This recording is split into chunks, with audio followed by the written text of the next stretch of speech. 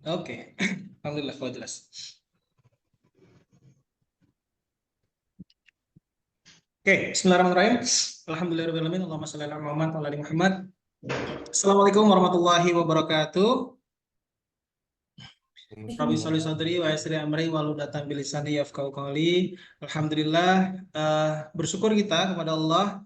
Kita hari ini dipertemukan lagi di pertemuan yang kedua ya. Di pertemuan yang kedua, Alhamdulillah saya dikasih amanah sama Ziswa Hamfara untuk berbagi, untuk sharing gitu ya kepada teman-teman semua, kepada rekan-rekan semua, baik dari yang dari Jogja sampai tadi Aceh ya. Ini saya kenal ya, ada Bang Umar di Jakarta ini ya. Masya Allah, Umar dari Jogja nih. Ya, sekarang sudah online lagi, Masya Allah ya. Dan semua teman-teman semua, saya ucapkan selamat datang di kelas ini dan semoga hari ini saya bisa menyampaikan, saya bisa sharing apa yang eh, berdasarkan dari ilmu yang saya pelajari dan juga berdasarkan dari pengalaman-pengalaman saya di dunia perencanaan keuangan. Gitu ya. Oke, sebelumnya kami izin dulu untuk sharing, share screen. Oke, kelihatan?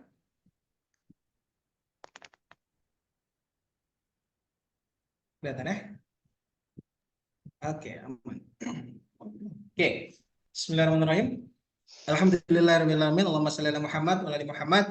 Oke, rekan-rekan semua, seperti tadi yang disampaikan sama Mas Oki sebagai host kita. Hari ini kita akan belajar, kita akan sharing, kita akan apa namanya menggali gitu ya. Dan juga yang akan saya sampaikan nanti adalah beberapa hal yang berkaitan dengan bagaimana sih kita mengatur keuangan dalam keluarga gitu. Dan tentunya nanti akan saya sampaikan adalah beberapa contoh-contoh juga yang pernah kami alami, yang pernah kami lewati dari berbagai macam jenis-jenis klien begitu ya, dan juga dari berbagai macam latar belakang gitu. Nah, latar belakangnya juga macam-macam rekan-rekan semuanya. Jadi kalau misalkan ada yang beranggapan bahwasanya kalau ngomongin perencanaan keuangan pasti orangnya yang berduit nih gitu. Pasti income-nya yang di atas sekian belas sekian puluh juta nih dan seterusnya gitu ya. Ternyata enggak gitu. Nah, alhamdulillah kami diberikan amanah sama Allah setelah sekian tahun gitu ya. Itu ketemu dengan berbagai macam jenis orang dari berbagai macam latar belakang. Tentu juga dari berbagai macam profesi begitu ya. Dari baik itu profesinya dia karyawan, dia self employee gitu ya, sampai dia pengusaha gitu. Sampai ketemu di posisi yang investor gitu. Kalau ngomongin investor berarti sebenarnya hari-harinya itu sudah tercukupi dari uang yang sudah ada, sisanya dia akan memutarkan uangnya untuk dikembangkan lagi gitu. Nah, tapi sebelumnya saya mau kenalan dulu rekan-rekan semua, izinkan. Nama saya Giri Sulandar, gitu ya. Saya apa namanya merupakan CEO dan founder dari Beruang Halal. Jadi kalau ditanya Beruang Halal itu apa? Beruang Halal adalah sebuah firma, gitu ya. Sebuah firma yang kita memberikan jasa berupa edukasi, berupa pelatihan tentang apa? Tentang perencanaan keuangan yang saat ini kita fokus di syariah, gitu ya. Awalnya memang kita fokus hanya untuk personal saja gitu, tapi dalam perjalanan gitu ya kami juga menangani beberapa klien yang itu apa namanya bentuknya sebuah usaha gitu ya, baik itu usaha UMKM maupun UKM yang lebih sedikit lebih besar gitu. Nah, kalau misalkan ditanya pengalamannya sejak kapan? Pengalaman adalah saya mengambil sertifikasi itu di tahun 2013 pertama kali gitu. Jadi 2013 itu ngomongin konven. Kalau ngomongin konven berarti nggak ada yang namanya ngomongin tentang halal haram gitu ya. Nggak ada yang ngomongin tentang nggak boleh riba gitu. Bahkan waktu itu saya nggak kenal kata-kata riba gitu. Nggak ada yang namanya ngomongin kalau asuransi ini begini, saham itu begitu dan seterusnya. Nggak ada gitu. Yang jelas kami menangani klien, kami memberikan pelatihan, memberikan edukasi. Fokusnya cuma satu. Fokusnya adalah bagaimana caranya gitu ya. Klien kita itu yang pertama, yang jelas adalah dia dapat mengenali profil dirinya sendiri, itu yang pertama gitu. Mengenali profil dirinya sendiri karena ternyata banyak sekali orang-orang yang tidak mengenali profil dirinya. Sehingga apa? Sehingga dalam perjalanan itu kalau misalkan teman-teman sering dengar ada yang namanya orang kena investasi bodong gitu ya, orang tertipu, orang misalkan mudah sekali apa namanya melepaskan uangnya kepada teman atau misalkan rekan yang dia nggak kenal dengan asumsi bahwasanya dia menjadi seorang investor, terus temannya itu sebagai seorang pengelola gitu. Nah, karena tidak adanya literasi sama sekali, maka ya berantakan, gitu ya. Maka berantakan. Nah, tujuannya adalah hanya itu, hanya untuk apa? Untuk satu, yang pertama dia tahu kenal profilnya, yang kedua setelah dia tahu profilnya, dia bisa mengetahui seberapa besar aset yang dia miliki sebenarnya. Karena ternyata dalam perjalanan teman-teman itu banyak juga orang-orang di luar sana itu yang nggak ngerti profil dirinya yang pertama tadi, yang kedua adalah dia nggak ngerti seberapa besar aset yang dia miliki. Terkesannya lucu memang, kok nggak ngerti sih mas, apa namanya, keuangan sendiri kok nggak ngerti sih, kok aset sendiri nggak ngerti sih gitu ya. Tapi ini terjadi. Contoh, beberapa tahun yang lalu, tahun 2016 kurang lebih, 2016 gitu, kami keliling hampir di 10 kota gitu ya, di 10 kota di perusahaan minyak salah satu yang terbesar gitu. Nah, kenapa kita keliling? Karena waktu itu kan harga minyak jatuh terus terjadi layoff besar-besaran ya, terjadi layoff besar-besaran. Nah, terjadi layoff besar-besaran ini mengakibatkan apa? Mengakibatkan orang-orang yang tadinya bekerja di sebuah perusahaan minyak itu harus keluar dari perusahaan minyak. Walaupun golden shake hand-nya besar. Nah, waktu itu pada tahun itu ya, yang lulusan SMK saja, lulusan SMK saja itu bisa dapat golden shake hand itu ratusan juta sampai nyentuh angka hampir 1 miliar. Gitu. Itu golden shake hand seperti itu. Apalagi yang dia kerja di atas 5 tahun, 10 tahun gitu ya, pasti jumlahnya juga besar. Tapi yang menarik, kalau teman-teman pasti beranggapan bahwasanya, oh kerja di minyak otomatis gajinya gede, itu yang pertama kan gitu ya. Terus yang kedua, kalau gajinya gede, asetnya juga banyak gitu. Nah, yang terjadi ketika kita melakukan profiling satu persatu terhadap orang-orang yang di layoff tadi, itu ternyata banyak yang dia lupa keberadaan asetnya ada di mana. Bahkan dia lupa seberapa banyak jumlah aset yang dia miliki gitu. Nah, kok bisa terjadi? Nah, nanti kita belajar ya, kita coba pelan-pelan kita sharingkan di sini. Itu bisa terjadi ternyata. Nah, itu yang kami lakukan. Jadi yang pertama, kami melakukan profiling, yang kedua dia mengerti seberapa besar asetnya gitu. Terus yang ketiga, dia tahu diletakkan di mana atau memposisikan kemana hartanya yang dia punya sekarang. Setelah dia tahu profil, setelah dia tahu berapa besar jumlahnya, lalu dia harus dikemanain uangnya. Nah, itu yang kita lakukan, kami membersamai itu. Tapi, sekali lagi, tapi yang harus digarisbawahi adalah kita tidak tahu dan tidak paham sama sekali tentang akad-akad yang sesuai dengan syariat Islam. Gitu. Nggak ngerti sama sekali. Gitu. Bahkan kami dulu mengajak gitu ya, kami dulu mengajak gitu ya, untuk orang-orang ya nggak apa-apa kalau beli aset pakai hutang bank ya nggak apa-apa gitu. Bahkan kalau misalkan ngomongin tentang tujuan keuangannya adalah apa? Cari DP awalnya dulu gitu ya. Kita hitung cicilannya masuk atau enggak, kita cari DP awalnya, tembusin di DP awal. DP-nya, habis itu cicilannya dari income dan seterusnya dan seterusnya. Gitu. Nah, itu yang kita lakukan ya. Nah, tapi alhamdulillah setelah kita belajar, kita mencoba untuk pelan-pelan sharing hal yang berbeda kepada klien kita gitu ya, kepada peserta kelas kita dan seterusnya gitu ya, tentang oh ternyata di dalam Islam itu ada yang namanya muamalah gitu. Dan muamalah itu harus wajib kita pelajari gitu ya. Nah, kurang lebih itu tuh. Nah, ini ada beberapa gambar aja gitu ya dari berbagai pengalaman yang pernah kita lakukan. Oke. Nah, oke, kita masuk. Tadi saya katakan sebelum kita masuk, kok bisa sih Mas gitu ya? Kok bisa sih gitu ya? Ada orang-orang yang nggak ngerti tentang profil dirinya. Bisa. Dan ternyata itu memang ya ada. Sekarang coba saya tanya ke teman-teman semua. Teman-teman di sini mungkin ada yang apa? Menjadi seorang investor mungkin gitu ya. Atau belajar tentang investasi begitu. Pernah nggak teman-teman tahu bahwasanya diri teman-teman berada di posisi mana? Apakah teman-teman itu posisinya agresif, gitu ya, atau posisinya moderat, atau bahkan posisinya konservatif? Gitu. Sebagai gambaran gini teman-teman, kalau misalkan agak bingung, kalau misalkan teman-teman gitu ya, rekan-rekan semuanya itu pengen investasi dengan uang yang sudah lebih gitu ya, sudah ada uang yang memang sudah bisa diinvestasikan gitu. Kalau merasa was-wasnya tinggi terhadap penurunan dari sebuah nilai gitu ya, belum punya ilmu yang lebih banyak gitu ya. Terus juga apa namanya, dikit-dikit ngelihat kondisi. Nah, bisa jadi rekan-rekan semuanya masuk ke dalam profil yang namanya konservatif. Jadi kalau ngomong konservatif, kita ngomongin konven ya. Kalau ngomongin konservatif di konvensional, biasanya itu masuknya ke deposito tuh biasanya. Kalau zaman dulu orang bilang cari yang aman-aman aja. Ya lumayan lah mas, 5% setahun, 4% setahun, nggak apa-apa lah. Penting kan uang saya utuh. Gitu ya. Nah ini kita nggak ngomong akad syariah dulu ya, tapi kita ngomongin tentang secara umum. Gitu.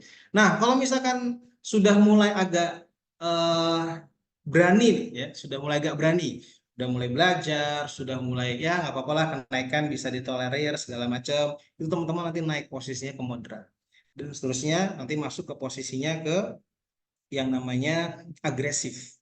Nah, yang terjadi rekan semuanya kebanyakan adalah, dan ini pasti berhubungan dengan keluarga ya, yang terjadi kebanyakan adalah yang di luar sana dia ngerasa dirinya profilnya agresif, tapi ternyata profilnya konservatif.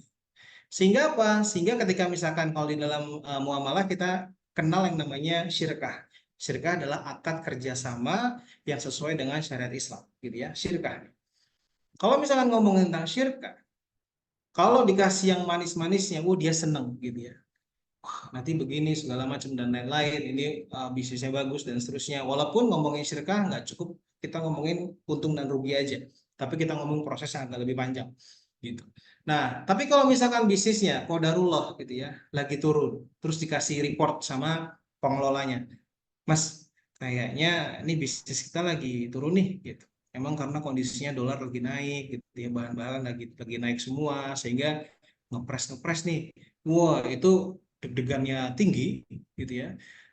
Keringat bercucuran dengan derasnya gitu ya, tanpa dia belajar dulu, tanpa dia konfirmasi dulu. Nah, itu berarti teman-teman bukan tipe yang agresif. Teman-teman masih tipe konservatif. Jadi harus belajar terlebih dahulu. Nanti kita pelajarin ya. Kita pelajari kenapa itu saya sampaikan di awal. Gitu. Nah, oke. Kita masuk nih. Ini ada satu kalimat yang cukup membuat apa ya? Cukup membuat shock sih ya. Tapi kayaknya ini kejadian juga.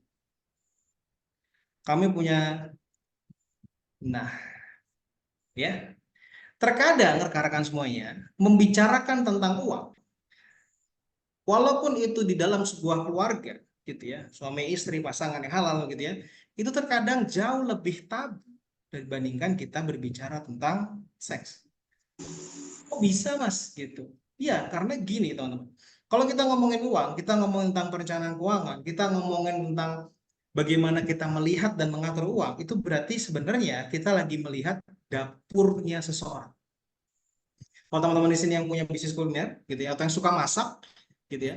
Nah, dapur itu mencerminkan, gitu ya, mencerminkan nih bagaimana dia mengelola sebuah kondisi, gitu.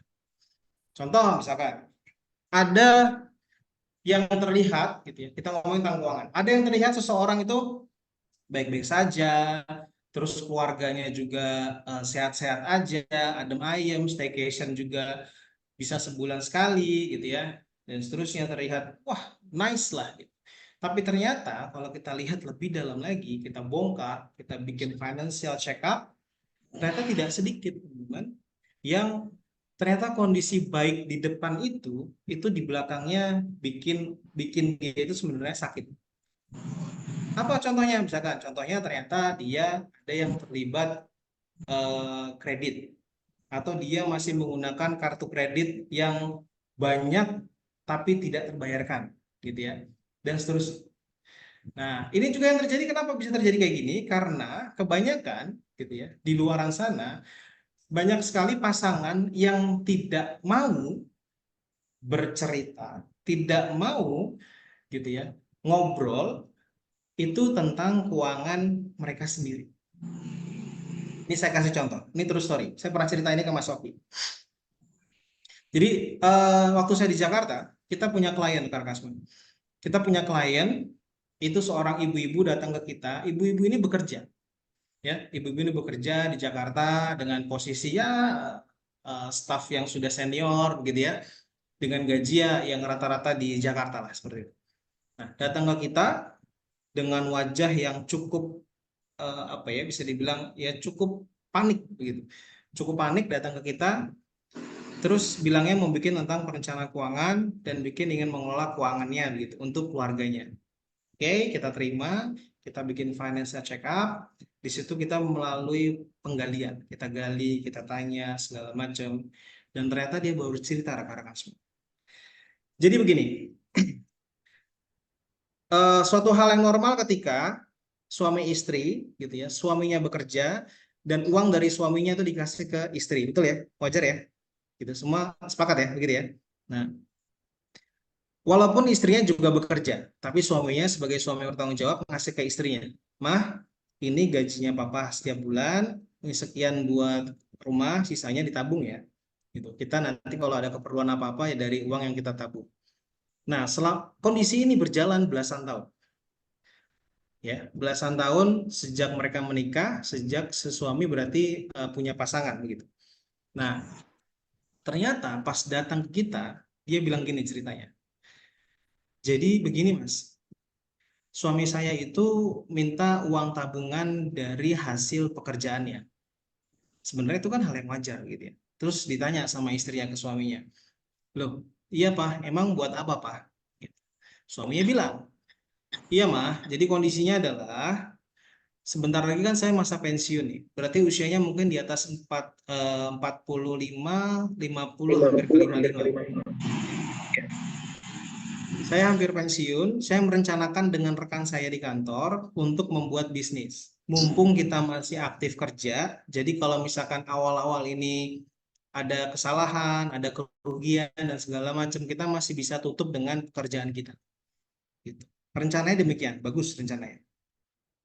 Nah, terus ditanya lagi sama istrinya, emang mau butuh berapa Pak? Suaminya bilang, nggak terlalu banyak kok mah, paling sekitar 30 sampai 50 juta aja untuk modal. Karena kita berdua atau beberapa orang gitu, itu tumpukan barang, gitu. Duitnya bareng-bareng. Nah, di saat itulah istrinya mulai panik. Kok bisa? Karena begini. Lalu dia cerita lagi si istrinya ke kita, kok bisa Bu? Gitu. Terus kan ya nggak apa-apa Bu, dikasih ke suaminya kan. Nah itu dia masalahnya Mas. Jadi selama ini uangnya kan dikasih ke saya. Dikasih ke saya, lalu kami kelola selama ini, tapi ternyata dalam beberapa waktu belakangan ini saya nggak bisa ngelola itu. Uang yang tadinya ditabung selama sekian belas tahun bekerja, kurang lebih angkanya 150 sampai 250 juta kurang lebih, itu pada saat datang ke kita uangnya tinggal 14 juta. Gone, hilang. Banyak, banyak banget. Gitu ya. Kaget kita, loh kok bisa Bu? Oh iya Mas, waktu itu banyak inilah, banyak alasan dan segala macam. Akhirnya dia cerita, dia suka belanja online, dia itu sangat impulsif sekali dalam mengeluarkan uang dan seterusnya. Dan ya sudah, gitu. Oke, jadi mau gimana Bu? Oke, saya pokoknya buatkan perencanaan keuangan Mas segala macam. Oke, kita buatkan selang 2 minggu kita presentasi. Ketika presentasi, kita pun dijamu di sebuah rumah makan fine dining yang cukup bagus di Jakarta. Saya sama rekan saya cuma nanya, ini yakin nih kita makan di sini gitu. Dia bilang nggak apa-apa lah Mas, kan kita dibayarin juga. Ya udah, kita datang ke sana, disajikan makanan, silakan pilih dan lain-lain, terus kita presentasi. Yang bikin kaget adalah saat kita presentasi dana pendidikan, jawaban ibunya adalah, Mas itu dana pendidikannya nggak usah yang di swasta bagus-bagus lah, kita cari yang negeri aja yang murah-murah. Bahkan yang gratis kan ada ya. Jadi si seorang ibu dia bekerja sama suaminya bekerja, gajinya cukup lumayan, punya tabungan sekian ratus juta, hilang, bahkan dia mengorbankan anaknya untuk tidak sekolah di sekolah yang bagus, yang biar apa? Biar murah. gitu. Nah, oke, singkat cerita adalah kenapa pertanyaan ini bisa terjadi? Kenapa kondisi ini bisa terjadi, teman-teman? Karena apa? Karena ternyata suami istri ini tidak pernah menanyakan satu sisi dan sisi yang lain. Suami nggak pernah tanya istrinya juga nggak pernah tanya suaminya. Sehingga apa? Sehingga suami nggak pernah tahu uang itu ngerasa bahwa baik-baik saja, aman-aman saja, dan seterusnya, begitu ya. Sama si istrinya juga ngerasa yang penting saya dikasih uang segala macam, ya saya bisa pakai lah. Gitu. Nah, itu kenapa saya bilang di awal, terkadang membicarakan tentang uang itu jauh lebih tabu daripada ngomong tentang seks. Ketika ditanya misalkan, uangnya gimana segala macam, biasanya ada denial-denial dan seterusnya. Gitu ya. Nah, ini poin yang pertama, teman. Sebelum poin yang masuk satu, ini pre. Jadi, satu hal yang kenapa bagaimana kita mengatur keuangan keluarga dengan baik adalah memulai untuk membuka percakapan dengan suami, dengan pasangan, dengan istri, gitu ya. Tentang apa? Tentang keuangan, kondisi keuangan keluarga. Kenapa ini jadi penting? Karena kalau kita tarik lagi lebih panjang lagi, urusannya tentang apa? Urusannya kalau salah satu dari pasangan itu meninggal, maka akan ada apa di dalam Islam? Akan muncul satu hal, aktivitas muamalah lagi yang namanya adalah waris. Nah, waris ini juga akan jadi pertanyaan. Apakah yang diwariskan adalah hutang?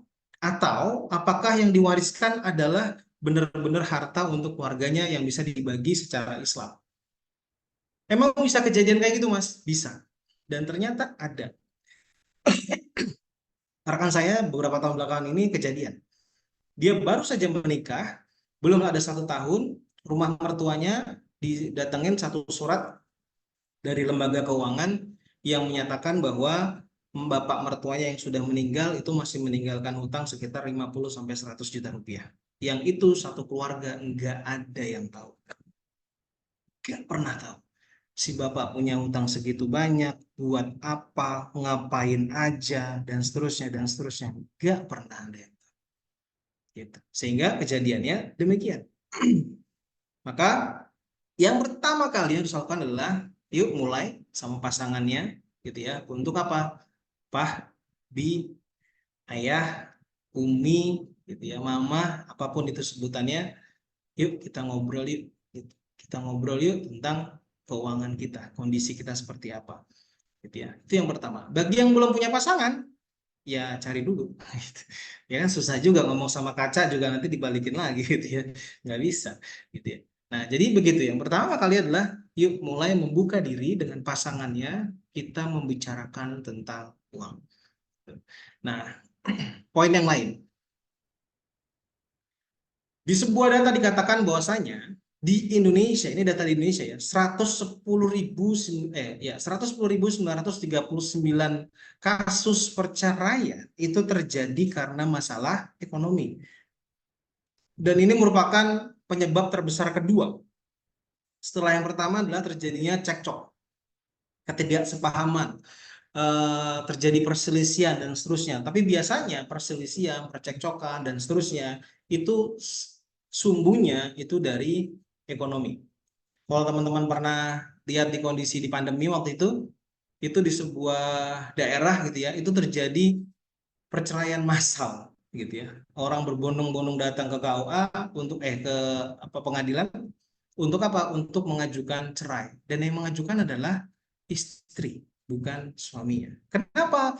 Karena tahu kondisi suaminya saat itu sedang drop. Padahal itu terjadi di hampir semua orang ketika pandemi, semuanya drop. Kenapa bisa terjadi? Karena mungkin suaminya nggak pernah cerita tentang kondisi keuangan yang sebenarnya sama istri. Karena mungkin gitu ya, ketika awal sebelum menikah itu pun juga nggak ngomong kondisinya seperti apa. Ya, ya wajar ketika misalkan seorang suami pengen ngasih sesuatu yang terbaik buat istrinya itu suatu hal yang wajar. Tapi kalau sampai pakai segala cara itu yang udah nggak wajar. Gitu. Apalagi sampai pelanggaran-pelanggaran syariat. Yang efeknya apa? Efeknya ini teman-teman. Salah satunya. Ya, banyak sekali berita yang rekan-rekan semua bisa lihat di media. Itu satu keluarga bunuh diri, yang bapaknya membunuh istri serta anak-anaknya karena terjerat hutang, gitu ya, karena pinjol dia bunuh diri dan seterusnya gitu ya. Dan juga ada pemuda yang terlilit hutang cuma hanya dengan gaya hidup gitu ya. Dan tadi yang tadi saya sampaikan di awal, seorang ibu tadi itu memang hanya untuk belanja online. Mending kalau barangnya bermerek masih bisa dijual. Ini enggak bermerek. Sedih sekali, sedih, sedih. Gitu ya. Nah ini yang terjadi. Kenapa? Karena di awal suami istri pasangan itu nggak pernah kebuka gitu ya. Maka kalau kita mau ngomongin rahasia bagaimana cara mengatur keuangan, yang pertama kali diajak pasangannya untuk bisa duduk bareng ngomongin tentang kondisi keuangannya. Itu yang pertama. Dibuka lebar-lebar. Kita lakukan yang namanya financial check up. Dibuka. Pak, sebenarnya emasmu tuh ada berapa kilo tuh Pak? Gitu ya. Kan begitu ya. Atau misalkan asetmu ada berapa banyak sih Pak? Punya hutang nggak sih Pak selama ini misalkan. Atau misalkan ditanya sampai ke perkara sebenarnya eh, pekerjaanmu itu seperti apa sih? Kenapa? Karena urusannya saya coba melihat urusannya agak panjang karena semuanya. Sampai ketika misalkan seorang suami tidak tidak melihat eh, apa namanya hal dan haram gitu ya, tidak melihat apakah ini ada pelanggaran syariat atau enggak gitu ya, itu efeknya bisa bermacam-macam di keluarga gitu. Jadi perlu penting sekali sebelum kita memulai, sebelum kita membuka tabir rahasia bagaimana caranya, maka yang pertama adalah diajak pasangannya duduk bareng ngomongin kondisi keuangan kita seperti apa gitu. Setuju? Itu dulu ya. Setuju ya? Oke. Itu dulu yang pertama. Lalu kita masuk. Terus bagaimana caranya? Saya ambil 3 poin aja ya. Mungkin setelah ini nanti kita diskusi agak lebih enak. Nah, tapi sebelumnya kita ngomong dulu tentang rezeki, rekan. Tadi banyak ya, ada tentang kasus bunuh diri, ada tentang kasus seorang bapak membunuh keluarganya karena dia nggak bisa bayar utang dan seterusnya, gitu ya. Bisa jadi memang orang-orang tersebut tidak paham tentang apa sih makna dari rezeki. Padahal kalau kita lihat secara bahasa, rezeki adalah apa saja yang diberikan oleh Allah kepada makhluknya. Apapun yang dikasih sama Allah terhadap makhluknya. Kadang kita lupa. Kadang itu kita ngelihat rezeki itu bentuknya yang berbentuk zohir aja. Hanya berbentuk fisik aja. Hanya berbentuk berapa sih, apa sih warna McLaren yang lo punya? Misalnya gitu yang sekarang lagi rame ya gitu ya. Lu punya McLaren warna apa gitu. Nah, kayak gitu. Kalau itu dia punya mobil banyak, dia punya rumah dan seterusnya, bisa dibilang wah rezekinya banyak. Tapi sebaliknya, kalau kita misalkan melihat mungkin secara zohirnya tidak sebanyak yang tadi, itu ada yang bilang ya rezeki dia nggak banyak. Gitu. Padahal Allah bilang gitu ya. Allah bilang semuanya itu yang dikasih sama Allah pada makhluknya itu rezekinya dari Allah. Dan saya ambil satu surat aja di Quran surat Hud ayat 6 dikatakan bahwasanya dan tidak ada satupun makhluk bernyawa di bumi ini melainkan semuanya dijamin oleh Allah rezekinya. Jadi semua itu pasti punya rezekinya masing-masing. Pasti punya. Kalau misalkan Mas Oki selama hidup ternyata dikasih sama Allah, diizinkan sama Allah tuh sudah tercatat ada punya 10 miliar gitu ya. Nah, itu rezekinya Mas Oki 10 miliar. Tinggal bagaimana cara meraihnya itu kitanya ya. Gimana cara kita melakukannya. Itu dulu. Jadi kita harus pahami dulu ya. Apa itu rezeki, makna rezeki dan seterusnya. Setelah kita paham, baru kita bisa melakukan hal-hal yang sebenarnya mungkin secara zohir, secara fisik itu tidak besar. Kalau kita melihatnya sebagai manusia. Tapi ya itulah yang Allah kasih ya, itu cukup buat kamu. Itu ya kamu cukupin ya segitu. Gitu ya. Oke, jadi yang poin pertama adalah yang kita perlu lakukan adalah kita ajak pasangan kita untuk duduk bareng, untuk ngobrol bareng, untuk diskusi intens gitu ya tentang apa? Tentang bagaimana kondisi keuangan kita dan apa yang kita akan lakukan nantinya. Gitu. Terus poin yang lain adalah kita juga perlu paham pasangan sama-sama suami istri harus paham dan mengerti tentang apa? Tentang makna dari rezeki itu sendiri. Agar apa? Agar keduanya bisa saling support. Mungkin saat suaminya yang punya dagangan gitu ya, yang bisa jadi lagi turun dagangannya, bisnisnya lagi kurang lancar dan seterusnya. Dan istri tahu kondisi itu, istri bisa memberikan support yang lebih. Bukan malah gimana sih Pak? Ya udahlah ambil aja lah utang-utang dikit-dikit nggak apa-apa lah Pak. Yang penting kan bisnis kita bisa lancar dan seterusnya dan seterusnya. Karena banyak sekali cerita yang tadinya pasangan suami istri ini sering ke majelis taklim gitu ya, sholat sholat 5 waktunya di masjid, harmonis sekali. Tapi begitu ingin menaikkan skala bisnisnya, suaminya tergiur dengan riba, istrinya sudah melarang-larang, tapi suaminya agak sedikit memaksa, akhirnya mengiyakan, secara eksponensial bisnisnya naik berkali-kali lipat. Tapi efeknya mereka tidak lagi lebih harmonis, lebih jarang ketemu, gitu ya. Apalagi datang ke majelis taklim karena mereka lebih sibuk dengan urusan bisnisnya masing-masing. Sampai akhirnya mereka pisah. Itu ada kasusnya. Dan ini terus ada kondisinya. Nah, makanya kenapa saya bilang di awal harus duduk bareng dulu, ya harus kita sama-sama dulu. Ya. Nah, lalu yang tadi saya bilang ada 3 step. Saya ambil ada 3 step. Bagaimana sih cara mengatur keuangan yang keluarga? Yang pre-nya tadi, yang kita masuk yang pertama. Apa itu? One vision, one goal. Jadi suami dan istri, pasangan ini harus memiliki satu visi dan satu goal yang sama, satu tujuan yang sama, gitu ya. Jadi yang tadi efek dari duduk bareng adalah kita menyamakan visi dulu. Jangan-jangan selama ini suami istri ini visinya nggak sama, goalnya nggak sama. Yang satu menginginkan pokoknya anak-anak sekolah yang terbaik. Cocok nih dua-duanya. Oh, oke Pak, aku setuju. Anak-anak sekolah yang terbaik. Tapi si bapaknya pengen, ya udah kalau pengen yang terbaik, kayaknya kita nggak bisa dengan keuangan kita yang sekarang. Kita ngambil kredit aja ya Maya, atau kita ngambil asuransi pendidikan aja ya Maya, atau kita ngambil investasi-investasi yang lain aja ya Maya, gitu ya. Nah, kalau ini nggak sevisi, nggak satu tujuan, ini bisa terjadi friksi di tengah jalan, gitu ya. Itu bisa terjadi, itu bisa terjadi. Dan itu kita temui di beberapa tempat, gitu ya. Kondisinya demikian. Jadi yang pertama sekali kita lakukan adalah apa? Kita menyamakan visi, kita menyamakan goals, gitu ya. Kita menyamakan tujuannya. Apa itu tujuan apa? Tujuan yang bervisi akhirat. Kita harus paham dan sadar bahwasanya semua itu akan diminta pertanggungjawaban oleh Allah nanti di akhirat. Suaminya ngasih tahu demikian ke istri, istrinya mengingatkan suaminya. Begitu seterusnya, gitu ya. Walaupun tujuan-tujuannya besar, bagus, punya pandangan yang luas, bagus, gitu ya. Tapi tetap harus garis merahnya adalah sesuai dengan syariat. Kalau ini sudah bisa, maka apapun yang diterima oleh keluarga, apapun yang diterima oleh suami, bahkan mungkin rezekinya dari istri dan seterusnya, itu mereka akan jauh lebih legowo. Gitu. Dan ini kondisinya agak apa ya, agak kebalikan. Dan ini saya temui, alhamdulillah dua-duanya sudah pernah. Saya sudah pernah melihat kondisi yang tadi, yang tidak melihat dengan syariat, semuanya dihantam aja. Saya sudah pernah lihat. Dan kondisi keluarganya seperti apa, saya juga pernah sudah nemui. Yang sekarang juga sudah pernah, gitu ya. Yang dua-duanya sudah mulai belajar, sudah mulai hijrah, belajar tentang muamalah, belajar makna rezeki dan seterusnya. Akhirnya apa? Akhirnya mereka bersyukur atas segala kondisinya. Dan yang menarik adalah mereka mengatakan bahwasanya yang kayak gini jauh lebih bikin tenang gitu ternyata. Lebih sakinah, lebih tenang.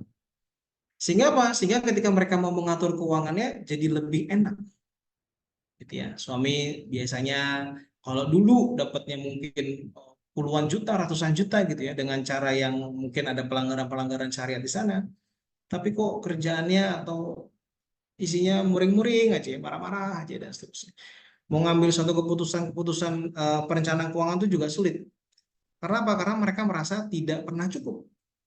Nggak pernah cukup, mungkin ya. Suami istri bekerja. Yang satu misalkan bekerja di lembaga ribawi, gitu ya. Yang satunya misalkan ya, bekerja di sebuah pelayaran gitu. Jarang ketemu. Tapi secara income besar. Secara income besar. Pelayaran di atas 30, 40, bahkan 50 juta sebulan. Sedangkan yang di bank ribawi misalkan punya posisi tertentu, mungkin gajinya juga hampir mirip, 15, 20 juta mungkin ya. Kalau di total-total banyak, 50 juta, 70 juta. tapi mereka merasa tidak pernah cukup. Bahkan mereka ada yang merasa bahwasanya ngasih pendidikan anak itu ya nggak usah mahal-mahal lah, yang biasa-biasa aja. Padahal anak sebagai rezeki dan amanah, gitu ya. Itu juga mereka tidak melihat. Kenapa? Ya karena mereka tidak bervisi akhir. Sehingga apapun yang dikasih tahu, ya itu mental semua. Gitu. Kebanyakan mental semua. Gitu ya. Jadi yang pertama adalah memahami dan menyadari bahwasanya kedua belah pihak harus punya visi akhirat. Oke. Selanjutnya. Nah, ini satu dalil yang akan selalu saya pakai.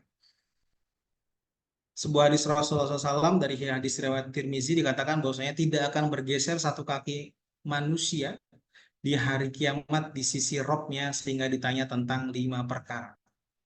Yang menarik rekan-rekan semua, 2 dari 5 perkara itu isinya tentang harta. Allah nanya, dari mana harta yang kamu dapetin? Nanya. Artinya apa? Artinya kalau teman-teman, rekan-rekan semuanya, gitu, kalau punya bekerja di sebuah lembaga, di sebuah instansi, di sebuah kantor, di sebuah perusahaan gitu ya, itu Allah bakalan tanya, kamu selama kerja pernah ngelakuin riswah atau enggak? Suap. Kamu selama kerja pernah curang, pernah nyakitin orang enggak dan seterusnya. Oh, hal-hal yang berhubungan dengan itu.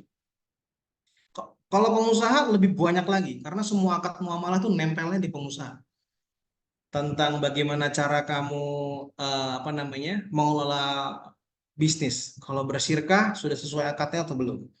Kalau misalkan hubungannya sama supplier, itu gimana sama supplier ya pembayarannya? Kalau misalkan sama customernya itu seperti apa? Ada kecurangan enggak? Ada dibohongi tentang barangnya atau enggak? Dan seterusnya. Sama karyawannya pun sama. Ada pelanggaran-pelanggaran nggak di situ? Yang harus sudah dibayar gajinya telat, uangnya karena dipakai sendiri, gitu ya. Karena kesalahan ownernya, jadi semua timnya kena imbasnya, supplier kena imbasnya, customer kena imbasnya. Itu ditanya sama Allah. Dan Allah tuh nggak pernah nanya jumlah, karena jumlah itu hak prerogatifnya Allah. Tapi Allah nanya dari mana kamu dapetin uangnya. Makanya di poin pertama saya bilang itu perlu duduk bareng dan perlu menyamakan visi. Perlu ditanya satu pasangannya. Dan kalau misalkan dapetin hasil uang, perlu ditanya, Pak, uangnya dari mana? Gimana bisnisnya? Dan seterusnya, dan seterusnya. Agar apa? Agar kita terhindar dari hal seperti ini. Makanya hashtag yang beruang halal itu self-auditor. Kita mengaudit diri sendiri dulu sebelum kita diaudit nih sama Allah nih. Ya. Dan yang poin yang kedua, Allah bakal tanya, kemana kamu belanjain? Kalau ngomongin kamu kemana kamu belanjain, itu bakal ditanya tuh. Kayak kondisi si ibu tadi di awal. Si ibu tadi ngebelanjain uang yang tadinya disusun bareng-bareng. Dibelanjain buat belanja online, buat senang-senang, buat makan enak, dan seterusnya. Itu bakal ditanya.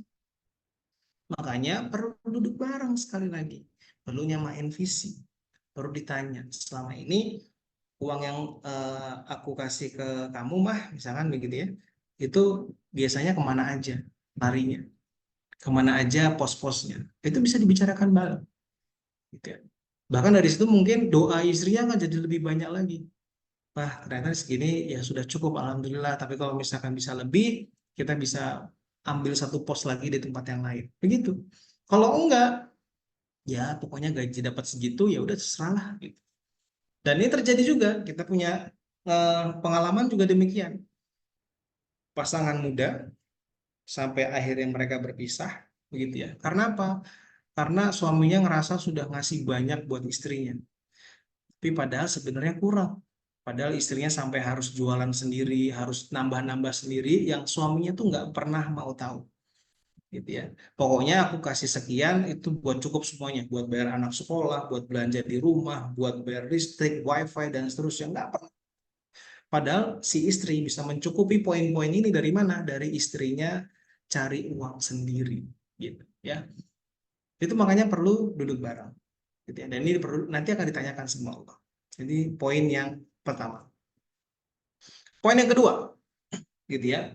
Poin yang kedua apa? Poin yang kedua adalah make plan together. Jadi bikin perencanaannya bareng-bareng. Nggak bisa sendirian. Nggak bisa sendirian, teman-teman. Kalau misalkan dibilang kan istri sebagai manajer keuangan. Iya, betul, manajer keuangan, gitu ya. Tapi untuk merencanakan semuanya gitu ya, ya harus didiskusikan bareng-bareng. Agar apa? Agar kondisi yang tadi saya ceritain di awal tuh, si ibu tadi itu nggak kejadian. Ya, bisa meminimalisir kondisi demikian. Bikin plan bareng-bareng.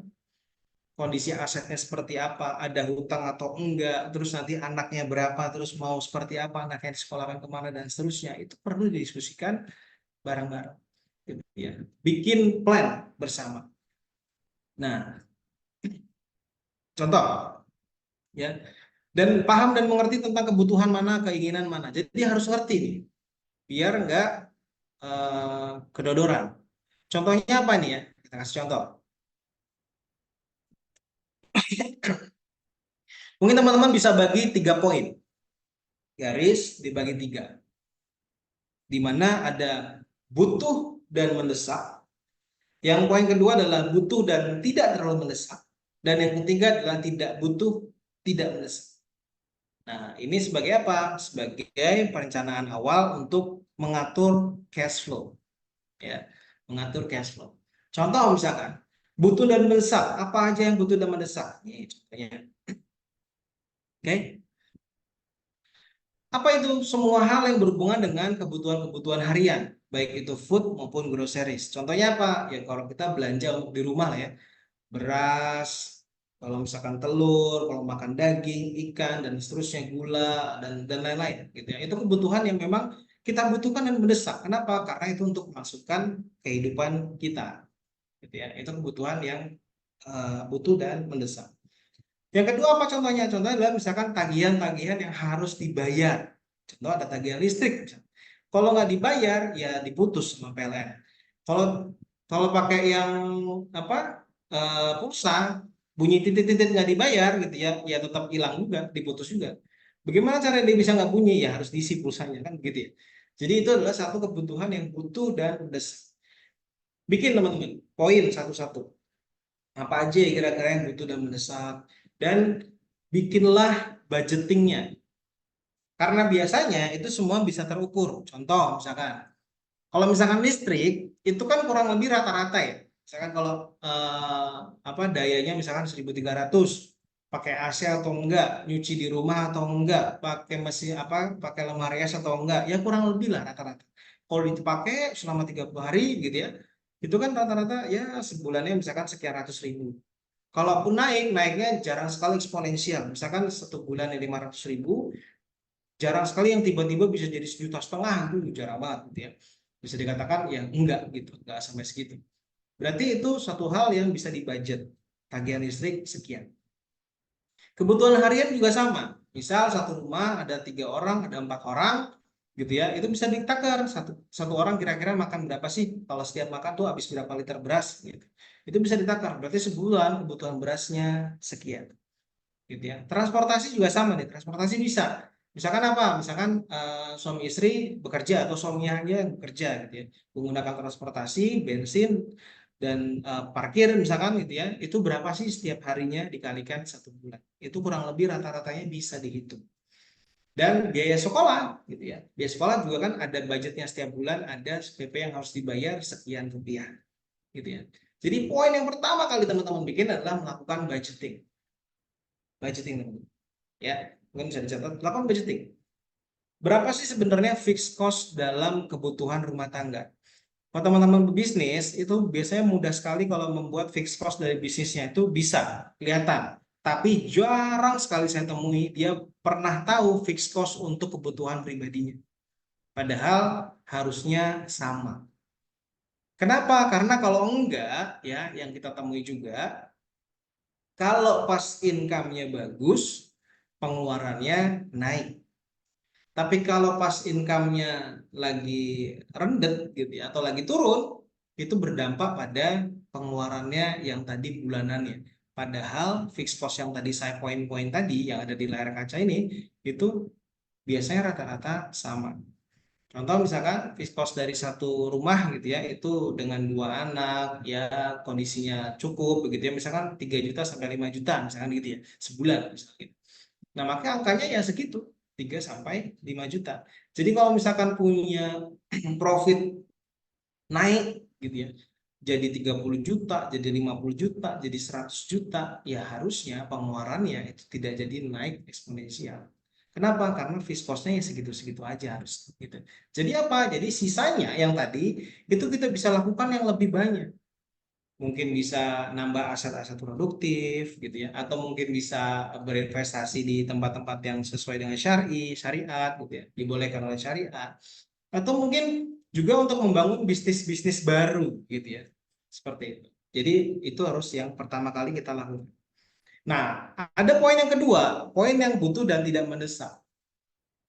Kita butuh nih gitu ya, tapi tidak terlalu mendesak. Contohnya apa gitu ya? Contohnya misalkan kita bayar pajak kendaraan bermotor. Butuh nggak kita bayar? Butuh gitu ya. Tapi tidak mendesak. Kenapa? Karena biasanya kan tahunan. Nah, tahunan ini sebenarnya kita bisa mulai sisihkan dari bulanannya. Itu bisa kita spare gitu ya. Apalagi perawatan kendaraan juga tidak setiap hari ya.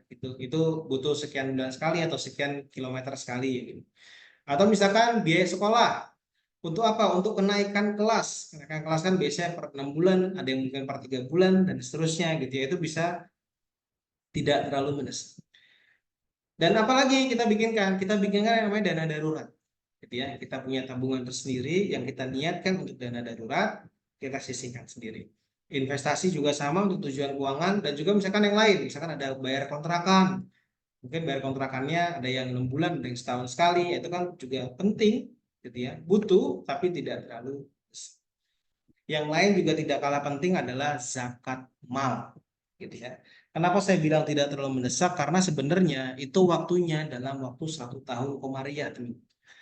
Dan yang saya temui klien-klien kami ini Muslim dan hampir semuanya ternyata yang kita temui itu belum membayar zakat malnya, ataupun kalau membayar itu tidak sesuai dengan hitungan syariatnya. Gitu. Jadi ya banyak perihal yang harus kita pelajari gitu tentang muamalah zakat mal dan juga zakat fitrah, itu juga 1 tahun sekali.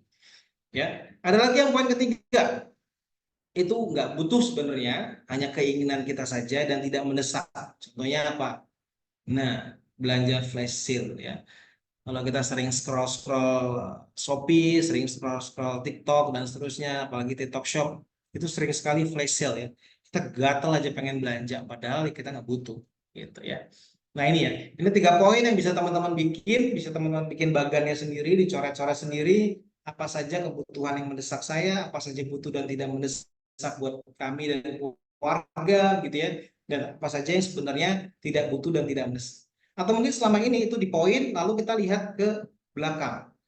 Yang sebenarnya kita lakukan yang kemarin-kemarin seperti apa. Jangan-jangan yang tidak butuh dan tidak mendesak itu naik, yang tidak harusnya di nomor 3 itu naik di nomor 1. Jangan-jangan demikian. Itu yang menyebabkan keuangan kita jadi berantakan. Oke? Nah, yang ketiga, ya, yang terakhir adalah apa? Setelah kita yang pertama menyamakan visi dengan pasangan, visinya visi akhirat, karena semuanya akan dipertanggungjawabkan sama Allah. Yang kedua, kita membuat plan bareng-bareng, ya, kita bikin budgeting bareng-bareng, kita tahu bagaimana arah keuangan keluarga ini mau kemana. Habis itu yang ketiga, kita harus mengupgrade diri kita masing-masing. Itu semuanya, gitu ya. Mengupgrade diri. Mengupgrade apa? Kalau orang bilang, mungkin teman-teman juga sering dengar, investasi itu leher ke atas. Gitu. Investasi itu leher ke atas. Kenapa? Karena dengan kita punya sakofa, dengan kita punya maklumat yang baik, gitu ya, kita jadi lebih berhati-hati dalam apa? Dalam memutuskan sebuah keputusan keuangan agar tidak terjadi yang tadi saya ceritakan di awal, ibu-ibu yang tadi dia belanja seenaknya, gitu ya, atau misalkan yang tadi kondisinya yang pasangan yang akhirnya pisah karena istri yang sudah tidak kuat lagi ternyata harus mencukupi dirinya sendiri, permintaannya banyak, suaminya nggak mau ngerti gitu ya, gitu ya. Jadi kita harus mengupdate diri kita sendiri. Atau mungkin juga banyak yang biar terhindar dari kondisi-kondisi investasi bodong dan seterusnya. Nah, ini kita lihat kenapa ini penting upgrade ya. Di sebuah data dikatakan bahwasanya tingkat literasi keuangan ini milenial ya. Milenial, kalau mungkin di sini ada yang masa-masa kolonial ya, nggak apa-apa gitu ya. Ini kita data milenial. Itu dilihat dari OJK, itu ternyata tidak terlalu banyak. Ya, milenial itu mencapai 24% dari penduduk Indonesia, bahkan mungkin sekarang angkanya lebih tinggi. Ya, tapi literasi keuangannya minim. Bisa kita lihat, teman-teman bisa browsing di Google, ternyata banyak sekali orang yang terjerat, mudah sekali terjerat hutang pinjol, mudah sekali terjerat investasi bodong, mudah sekali terpengaruh dengan bayar sekian juta dapat pajero bayar cash tanpa riba, itu semangat sekali gitu ya. Tanpa dia belajar apa namanya, ini kayak gimana sih sebenarnya, sistemnya seperti apa, ini boleh enggak sama syariat, ini apa namanya benar-benar menguntungkan atau enggak, atau kerugiannya seperti apa, prosesnya bagaimana, itu tidak dilihat, yang dilihat hanya ujungnya aja. Kalau saya bisa, kamu pasti bisa, nah yang gitu ya. Saya bisa beli ini, saya merupakan anak petani dan saya bisa sukses, kamu pasti bisa sukses. Kalau yang dilihat hanya itu aja tanpa literasi, ya banyak yang kondisinya akhirnya terjerat kondisi-kondisi yang tidak kita inginkan sebenarnya. Bahkan tadi yang tadi berita-berita tadi sampai ayahnya membunuh keluarganya karena terlilit hutang, wah itu nauzubillah misalnya ya. Gitu. Makanya kita perlu upgrade, kita perlu banyak belajar, kita perlu apa namanya meningkatkan literasi kita. Kalau misalkan suaminya yang belajar, sharing sama istri, makanya poin sharing bersama itu jadi penting. Kalau istri yang belajar, ya sharingnya sama suami. Makanya tadi posisi sharing itu sangat penting dalam keluarga, ya. Atau yang lain nih, kita lihat. Nah ya, kenapa kondisinya demikian? Karena dikatakan bahwasanya, nah nanti akan ada sejumlah orang yang membelanjakan harta secara serampangan dengan cara yang tidak benar. Udah kejadian belum sekarang? Kayaknya udah ya. Gitu ya. Nauzubillah ya. Jadi belanjanya serampangan, asal-asalan. Dapetinnya juga dia udah nggak peduli lagi halal dan haram. Ya. Atau yang lain, akan datang kepada manusia suatu zaman, dia tidak peduli lagi dengan apa yang dia dapatkan, baik itu halal ataupun haram. Ini juga hadis riwayat Bukhari. Jadi itulah pentingnya literasi. Itulah pentingnya kita mengupgrade diri kita, teman.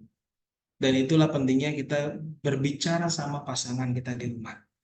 Sehingga apa? Sehingga kita, pasangan kita, warga kita, seluruh anak keturunan kita itu terbebas dari yang namanya kondisi-kondisi yang bisa menjerat kita semua menjadi ke arah yang buruk begitu ya. Nah, terakhir di dalam surah At-Takabun itu terdapat sesungguhnya hartamu dan anak-anakmu hanyalah ujian bagimu dan di sisi Allah pahala yang besar. Jadi rezeki itu bentuknya banyak, anak-anak, istri gitu ya, itu juga merupakan rezeki dan juga ujian bagi kita.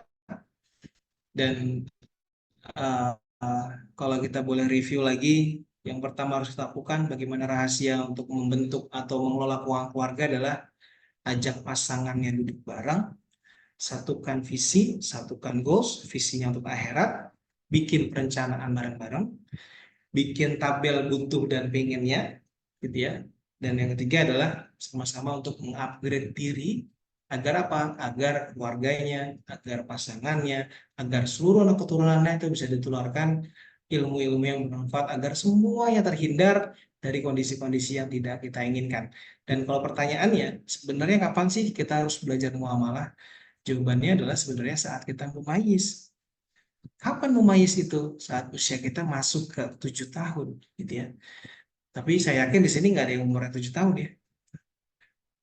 Berarti kapan selanjutnya kita harus belajar? Ya sekarang.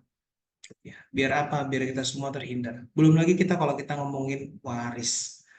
Itu ada satu poin yang lebih panjang lagi, akan lebih dalam lagi kita membahasnya di situ. Belum lagi kita ngomongin tentang syirkah. Ya. Di sini ada apa?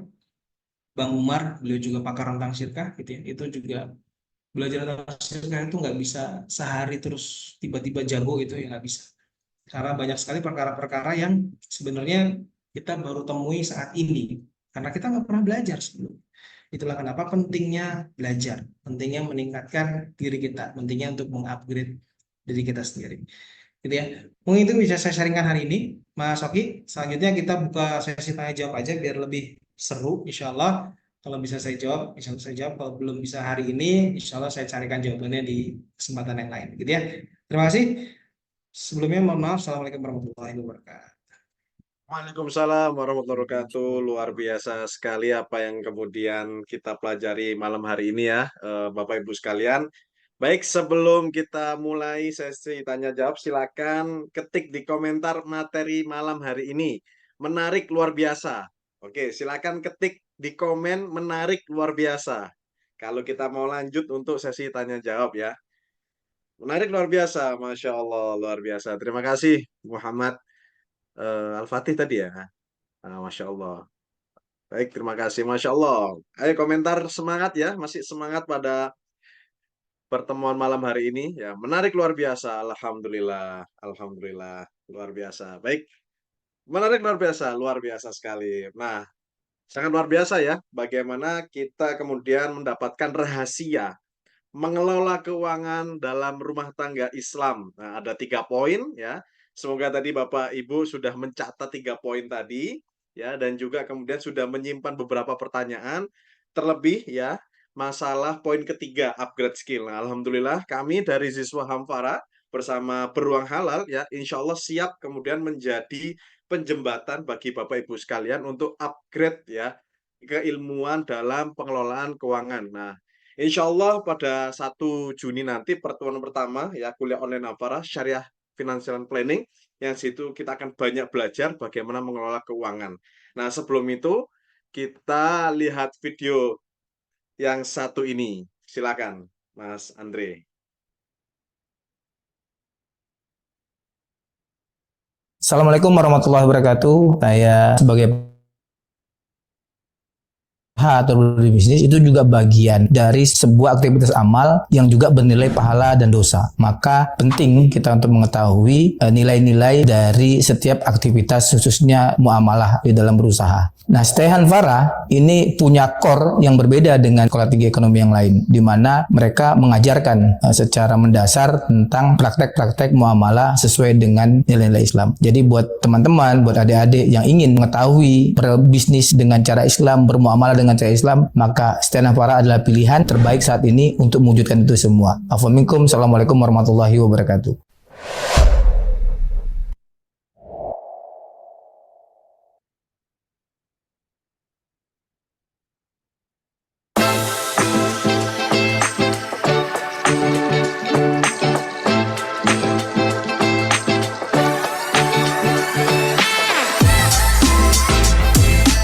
Saya bilang apapun profesinya itu tidak ada masalah. Tapi yang lebih di bold itu kita sebagai pengusaha. Kenapa? Karena transaksi semua muamalah itu di pengusaha.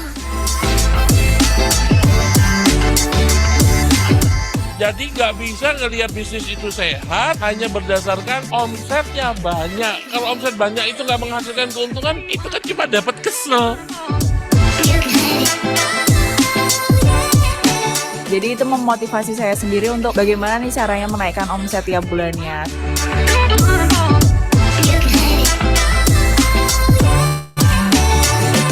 Semoga harapannya tidak hanya berhenti di training ini saja, tapi juga dilakukan, karena itu sangat membantu bisnis mereka untuk mengetahui dan membantu mereka untuk menentukan keputusan-keputusan bisnisnya.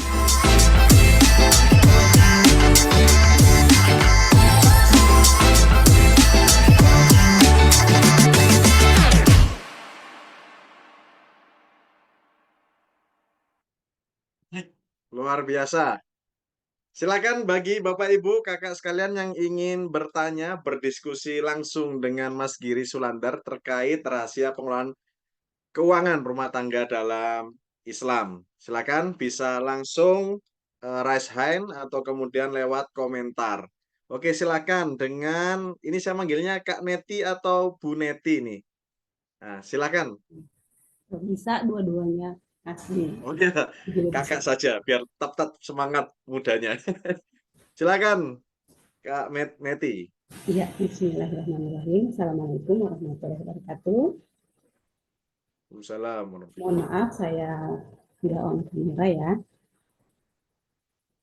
Iya, menurut saya ini sangat insightful sekali ya, karena ini semua yang mengalaminya ini khususnya kalangan emak-emak ya atau ibu-ibu ya, yang kalau yang kasus yang saya mungkin temui atau yang di lingkungan saya itu lebih kepada bagaimana menyatukan ide atau menyamakan persepsi dengan pasangan kalau hanya salah satu saja yang mulai memikirkan ide atau gagasan untuk mulai berbisnis dengan tadi prinsip muamalah yang sehat, dalam hal ini yang Islami.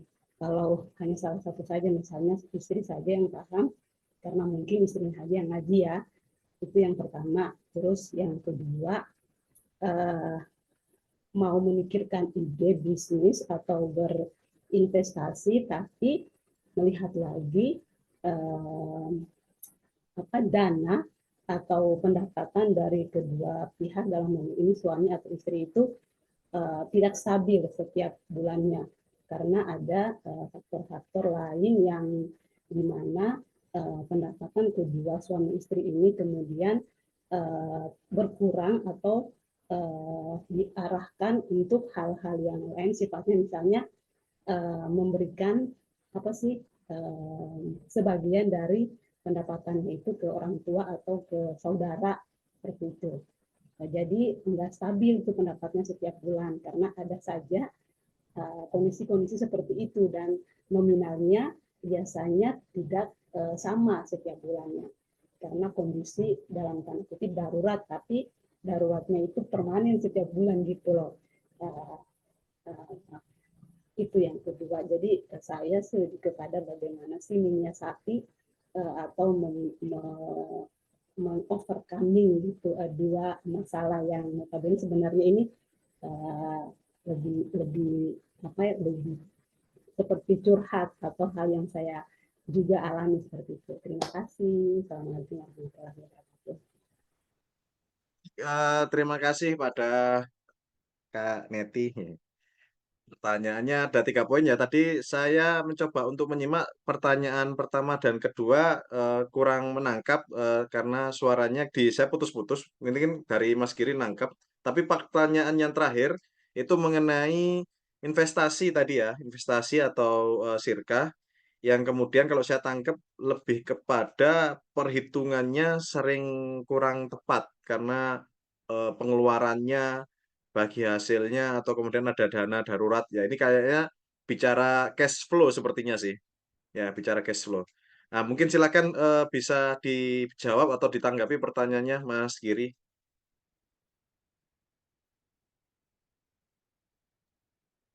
Ya, oke.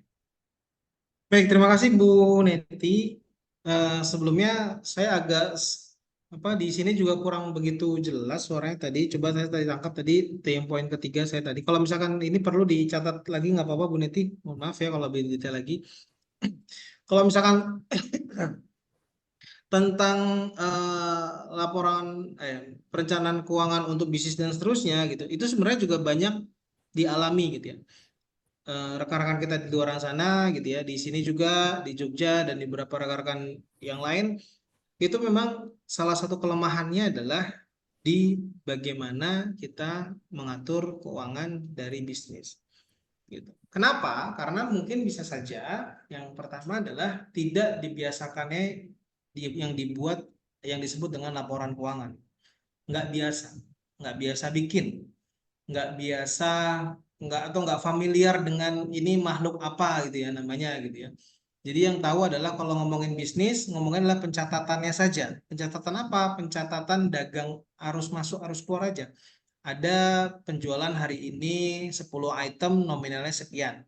Belanja hari ini untuk modal ini gitu. Hanya itu aja. Jadi hanya arus kasnya itu aja. Tapi tidak terjadi yang namanya pencatatan secara umum. Bahkan tidak banyak juga, tapi sekarang sudah mulai alhamdulillah, sudah yang saya temui sudah mulai dia bertumbuh, adalah apa? Tentang pencatatan stok dalam bisnis gitu ya. Ngomongin stok itu juga satu poin yang penting gitu.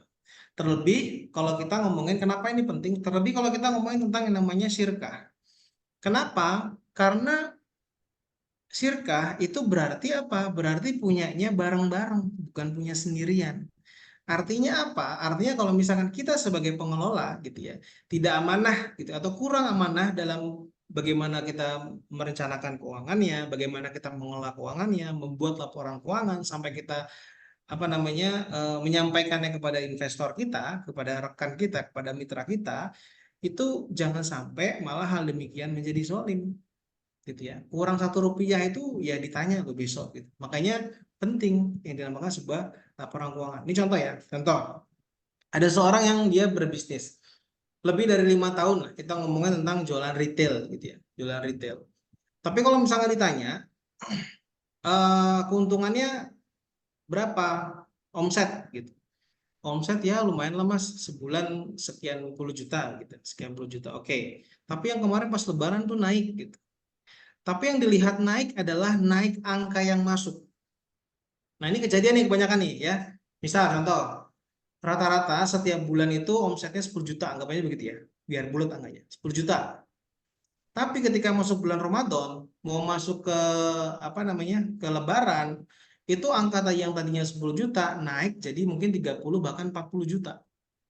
Gitu ya. Kalau tidak dilakukan pencatatan, di asumsi kita berarti apa? Omsetnya naik, profitnya naik. Kan begitu. Tapi bisa nggak kejadian sebaliknya? Ya bisa jadi. Kenapa? Karena kita nggak pernah mencatat ternyata. Apa itu pengeluaran-pengeluaran yang terjadi? Otomatis kalau kita ngomongin retail ya, retail terus dibungkus untuk dikirimkan begitu ya. Berarti apa? Yang tadinya kebutuhan untuk lakban aja misalkan gitu. Untuk lakban dengan omset 10 juta, kita belanja lakbannya itu 10 piece gitu. Cukup. Tapi ternyata ketika naik eksponensial jadi 30-40 juta, 10 piece ini jadi nggak cukup. Kalau kita hitungan bodohnya aja, berarti kalau 10 juta itu 10 piece, berarti kalau 30 juta 30 piece. Belum tentu kalau kita tidak melakukan sebuah pencatatan. Atau misalkan yang lain, ternyata 30-40 juta itu ada beberapa porsi atau beberapa persen yang bentuknya piutang. Kenapa? Karena bisa jadi dia beli untuk apa? Untuk hampers. Hampers, pesanan, jadi dia bayarnya hanya bayar DP saja, tapi di angka tercatat omset, tapi secara real cash-nya dia nggak pegang. Gitu. Ya lupa kondisi demikian. Bisa nggak kayak gini? Bisa. Kenapa? Karena nggak pernah dilakukan catatan. Nah, makanya saya mendorong semuanya teman-teman, gitu ya. Baik yang posisi masih dalam kondisi perdagangan masih kecil-kecilan, mulai mencatat, gitu ya. Apalagi yang sudah punya outlet, apalagi kalau sudah bermitra sama orang, itu jadi satu hal yang sangat krusial sekali, gitu ya. Lebih kalau misalkan di syirkah, itu yang dibagi adalah profit sharing, bukan revenue sharing. Nah, kalau kita ngomongin profit sharing, berarti ngomonginnya lebih dalam lagi, lebih detail lagi, gitu ya. Lebih banyak poin yang kita harus pelajari dan kita paham, gitu ya.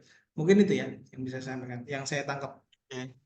Terima kasih banyak Mas Giri. Ini alhamdulillah dari pertanyaan pertama, kiat-kiat untuk menyamakan persepsi di antara kedua suami istri yang dimana salah satunya belum atau tidak memahami sistem muamalah atau berbisnis berinvestasi secara syar'i. Nah, itu salah satu pertanyaan pertama tadi, Mas Oke. Giri. Baik. Nah, kiat-kiatnya adalah gini. Kalau yang satunya belum belajar, jangan langsung dijudge gitu. Salah. Apalagi laki-laki ya. Laki-laki itu bakoknya nilai egonya tinggi gitu. Kalau semua maunya disalahin, ya yang jadi bukan malah duduk bareng gitu. Yang jadi malah pisah kamar kan gitu ya. Gitu. Nggak kejadian nanti. Jadi berarti apa? Berarti ya kita perlu pelajari yang lain. Apa itu? Misalkan contoh, seorang istri mau ngomong ke suaminya ataupun kebalikannya gitu ya. Berarti cari momentum yang pas ketika dia kondisinya lagi enak. Mungkin sedang santai, sedang perutnya kenyang gitu ya. Kondisi-kondisi semuanya sudah tercukupi, baru diajak diskusi. Apakah diskusi langsung, "Pah, habis belajar muamalah nih, kayak semua kita punya haram deh," gitu. Ya jangan juga. Gitu ya. Gitu. Jangan jadi ribut nantinya. Terus gimana? Ya udah diajak duduk dulu bareng. Gitu. "Pak, tadi saya habis belajar tentang perencanaan keuangan, menarik ya," gitu. Ternyata dalam Islam perlu kita belajar perencanaan keuangan, misal begitu. Atau misalkan, "Wah, kayaknya kita nyatet-nyatet ini penting deh, Pak." Gitu. Jadi masuk dari sisi yang tidak langsung kita ngomongin tentang syariatnya gitu. Kenapa? Ya karena walaupun itu benar, kalau caranya kurang baik, jadi hasilnya juga tidak sesuai dengan yang kita inginkan.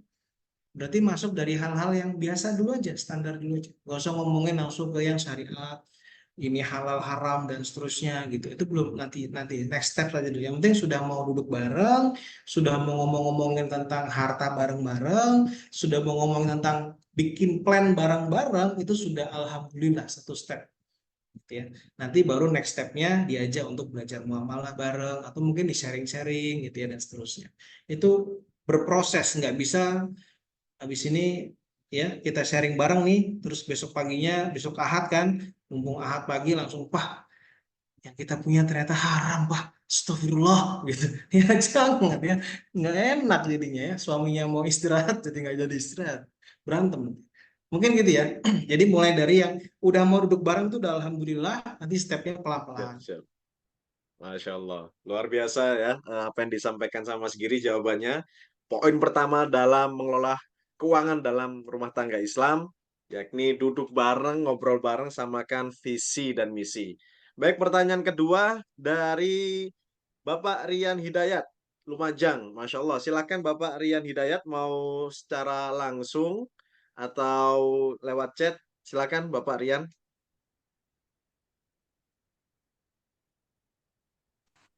Ada Bapak Rian?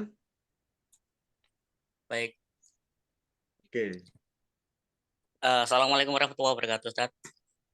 Waalaikumsalam Waalaikumsalam warahmatullahi wabarakatuh. Izin bertanya, kami dari Lumajang, Ustaz, terkait dengan waris dan investasi yang selama ini berkembang. Untuk waris, yang ingin saya tanyakan, ketika ada sebuah keluarga, kemudian orang tuanya meninggalkan beberapa harta, seperti tanah, rumah, dan sebagainya. Kebetulan selama masih hidup, orang tua tersebut belum sempat menata anak-anaknya, keluarganya, pembagian hartanya untuk si A, si B itu. Nah, kami sebagai anak dari 7 bersaudara, 2 laki-laki, kebetulan kami ini adalah seorang adik yang paling akhir, yang paling kecil. Bagaimana menyikapi seperti ini, Ustaz? Sedangkan untuk melangkah itu kami harus, kalau dalam bahasa Jawa itu unggah-ungguhnya kepada kakak-kakak kami itu bagaimana menyikapinya. Sedangkan posisi kakak yang laki-laki satunya sebagai yang tertua itu posisi di luar kota. Jadi untuk mengurus pembagian itu tidak mungkin untuk saat ini. Yang kedua, Ustaz, terkait dengan investasi yang selama ini berkembang di sekitar kita, itu kadangkala semu.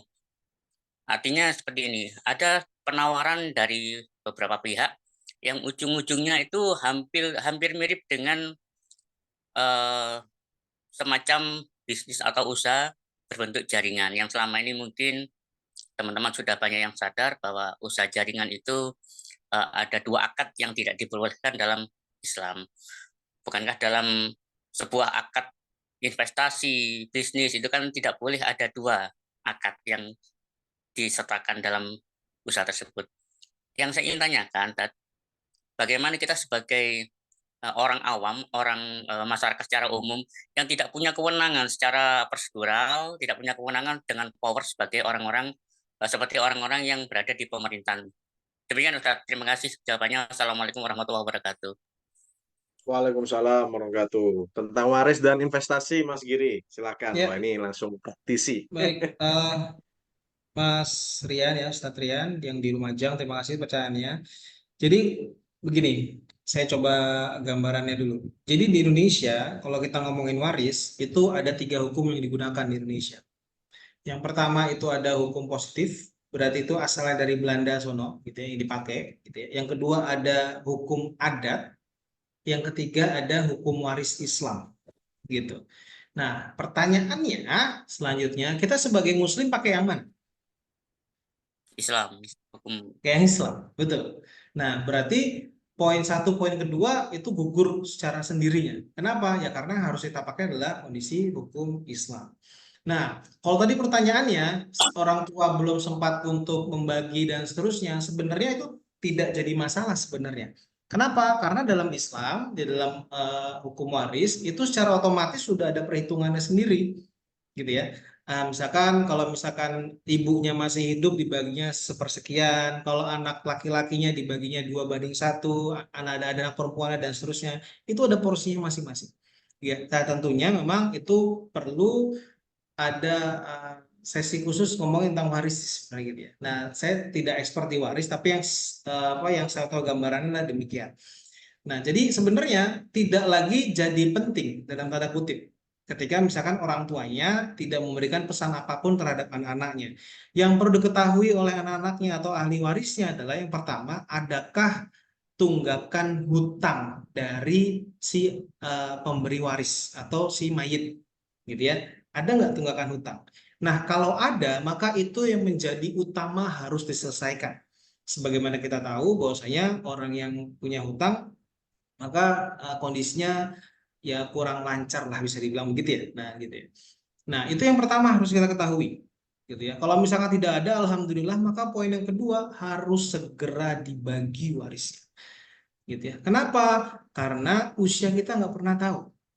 Karena semua orang itu punya haknya masing-masing. Gitu ya. Dan hukum waris itu suatu hal yang memang harus disegerakan.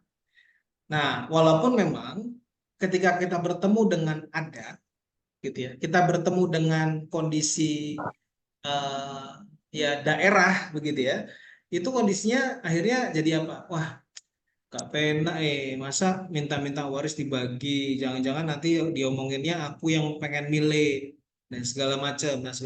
Padahal kondisinya enggak. Kenapa? Karena kalau ngomongin pengen milih, semua porsinya udah ada. Nah, kita pengen mensegerakan waris itu terjadi, pembagian waris itu terjadi agar apa? Agar si mayit itu juga terselesaikan secara muamalahnya karena masih punya tanggungan waris itu tadi. Gitu ya. Karena apa juga? Karena misalkan kondisi anak-anaknya begitu ya, yang kita juga nggak tahu kan satu dan yang lainnya usianya seperti apa. Jangan sampai gitu ya, atas dasar wasilah kita, nauzubillah min zalik gitu ya, itu tertahan sehingga apa? Sehingga yang tadinya harus diberikan haknya tidak terbagi haknya karena kita yang berlarut-larut dalam pembagian waris itu. Jadi saran saya sih, walaupun kondisinya di luar kota, walaupun kondisinya tidak satu tempat dan seterusnya, itu insya Allah sih kalau sekarang tidak lagi jadi masalah. Kenapa? Karena semuanya bisa dibicarakan melalui online gitu ya. Jadi yang penting apa? Yang penting semuanya menyamakan dulu. Menyamakan dulu, memang harus ada yang bergerak gitu ya, menyamakan dulu. Oh, kakak, mas, mbak gitu ya. Ini yuk kita bikin misalkan rapat Zoom bareng, kita ngomongin tentang kondisi harta waris Bapak misalkan. Maka dikasih tahu ini loh harta waris Bapak yang sejauh yang saya tahu tuh ini. Bapak punya tanah sekian puluh hektar misalkan gitu ya. Sekian kilo emas gitu ya. Terus di tabungannya ada sekian rupiah begitu. Nah, ini yang harus kita segera bagikan warisnya. Gitu. Biar apa? Biar nanti Bapak juga sebagai peninggal waris itu juga lebih tenang. Gitu. Nah, terus bagaimana pembagiannya sesuai dengan syariat-syariat Islam. Gitu ya. Nah, itu mungkin itu. Terus yang lebih ahsan adalah lebih baik dan menurut saya sarankan untuk memang mencari pendamping yang bisa membersamai pembagian waris secara syariat Islam dengan baik dan bisa menyampaikannya dengan baik, gitu ya. Gitu. Cari, insya Allah banyak, insya Allah ada beberapa, gitu ya. Demikian, itu yang poin pertama. Yang poin kedua tentang investasi. Investasi memang sebenarnya poin ngomongin investasi, kita ngomong poin yang ketiga tadi. Kita seberapa banyak literasi kita tentang hal itu. Banyak teman-teman kita, saudara-saudara kita, itu dalam tanda kutip terjebak di sebuah investasi yang sebenarnya dia nggak paham bagaimana proses muamalahnya. Gitu ya. Yang dia tahu adalah hanya diambil poin-poinnya saja, asas manfaatnya saja. Yang penting dia nggak pakai riba, gitu ya. Yang penting dia ingin menyelesaikan berbagai macam masalah dia di dunia. Biasanya iming-imingnya ujung-ujungnya adalah kalau kita bisa kaya, kita bisa bersedekah lebih banyak, kita bisa memberangkatkan umroh haji orang tua kita dan seterusnya. Biasanya begitu. Nah, dengan iming-iming itu sehingga semuanya menjadi baik gitu. Padahal nggak kayak gitu ceritanya. Terus gimana caranya posisi kita? Karena kita posisinya bukan pemangku jabatan gitu ya. Kita bukan punya orang yang penting di sebuah wilayah begitu. Yang kita bisa lakukan adalah kita menyampaikan apa yang kita bisa. gitu ya. Menyampaikan apa yang kita bisa dengan tentu cara yang asal. Gitu. Poinnya adalah kalau kita ingin menyampaikan, bukan kita ingin menang dalam debat. Kalau niat kita untuk menang dalam berdebat, nggak selesai pasti. Salah nanti ujungnya. Ujungnya jadi benci malah ya itu jadi salah. Berarti apa? Ya menyampaikan saja yang hak. Ditanya prosesnya. Tapi sebelum kita nanya, kita harus pelajari dulu. Baiknya kita pelajari dulu. Misalkan si A, teman kita, itu apa namanya berbisnis atau berinvestasi di sebuah perusahaan X misalkan gitu ya. Nah, kita harus cari tahu dulu itu si X itu gimana sehingga kita bisa diskusi lebih panjang, lebih ilmiah gitu. Kita bisa sampaikan itu. Lakukan yang kita bisa lakukan, Pak. Kalau kita nggak bisa keluar-keluar ya kita ngomongnya di sosmed gitu ya. Kita share-share gitu ya. Itu lebih baik insya Allah. Penting kita sudah melakukan hal yang kita bisa. Mungkin itu ya. Kalau dari kita ya kita tambah wawasan, tambah ilmu, tambah sakofah, tambah maklumat agar kita lebih tajam lagi dalam melihat sebuah kondisi. Gitu ya. Mungkin itu semoga bisa menjawab. Oke, luar biasa. Terima kasih Mas Giri dan juga Pak Rian. Pertanyaan dari Lumajang luar biasa. Ini dari Lumajang lagi. Ini Ibu Rofiatul Adawiyah. Nah, Ibu Rofiatul Adawiyah mau bertanya secara langsung atau lewat chat dari Lumajang juga, Masya Allah. Waduh, malam ini Lumajang mendominasi nih ya. Silakan Ibu Rofiatul Adawiyah, masih bersama dengan kami di Zoom. Ibu Rofiatul, kalau tidak ada jawaban, saya bacakan pertanyaan lewat chat. Nah, ini ada pertanyaan dari Bapak Arif Gozali. Ya. Izin bertanya, maaf via chat, singkat saja ini soal keluarga orang tua. Bagaimana kita seorang anak membuka pembicaraan soal uang kepada orang tua, terutama memberikan dorongan atau saran supaya orang tua saling memberikan keterbukaan satu sama lain tentang keuangan dan kita sebagai seorang anak tetap secara sopan bisa berdiskusi atau memberikan masukan. Terima kasih sebelumnya. Silakan Mas Giri. Ini berarti dari anak ke orang tua atau keluarga ini Mas Giri. Ya. Baik. Nah, ya poinnya memang jadi tidak mudah ya. Kenapa? Ya saya bisa bilang ya nggak juga langsung gampang itu ya enggak. Memang perlu ada proses, memang ada tantangan tersendiri, tapi kita sebagai seorang anak. Seorang anak mau usianya berapapun tetap aja jadi anak kan gitu ya. Makanya yang harus kita bisa lakukan apa? Ya tentunya dengan kondisi yang baik. Dengan kondisi yang baik dari kedua belah pihak. Orang tuanya dalam kondisi yang enak, diajak ngobrol, kita tahu sela-selanya di mana gitu ya. Mungkin dibawa makan dulu atau apa dan segala macam baru kita mulai diskusi. Diskusinya mulai dari mana? Apakah bisa langsung tembak? Ya nggak bisa juga. Sama poinnya tadi yang ditanyakan sama Bu Neti itu ya. Ngomong sama pasangan gitu ya sama posisinya.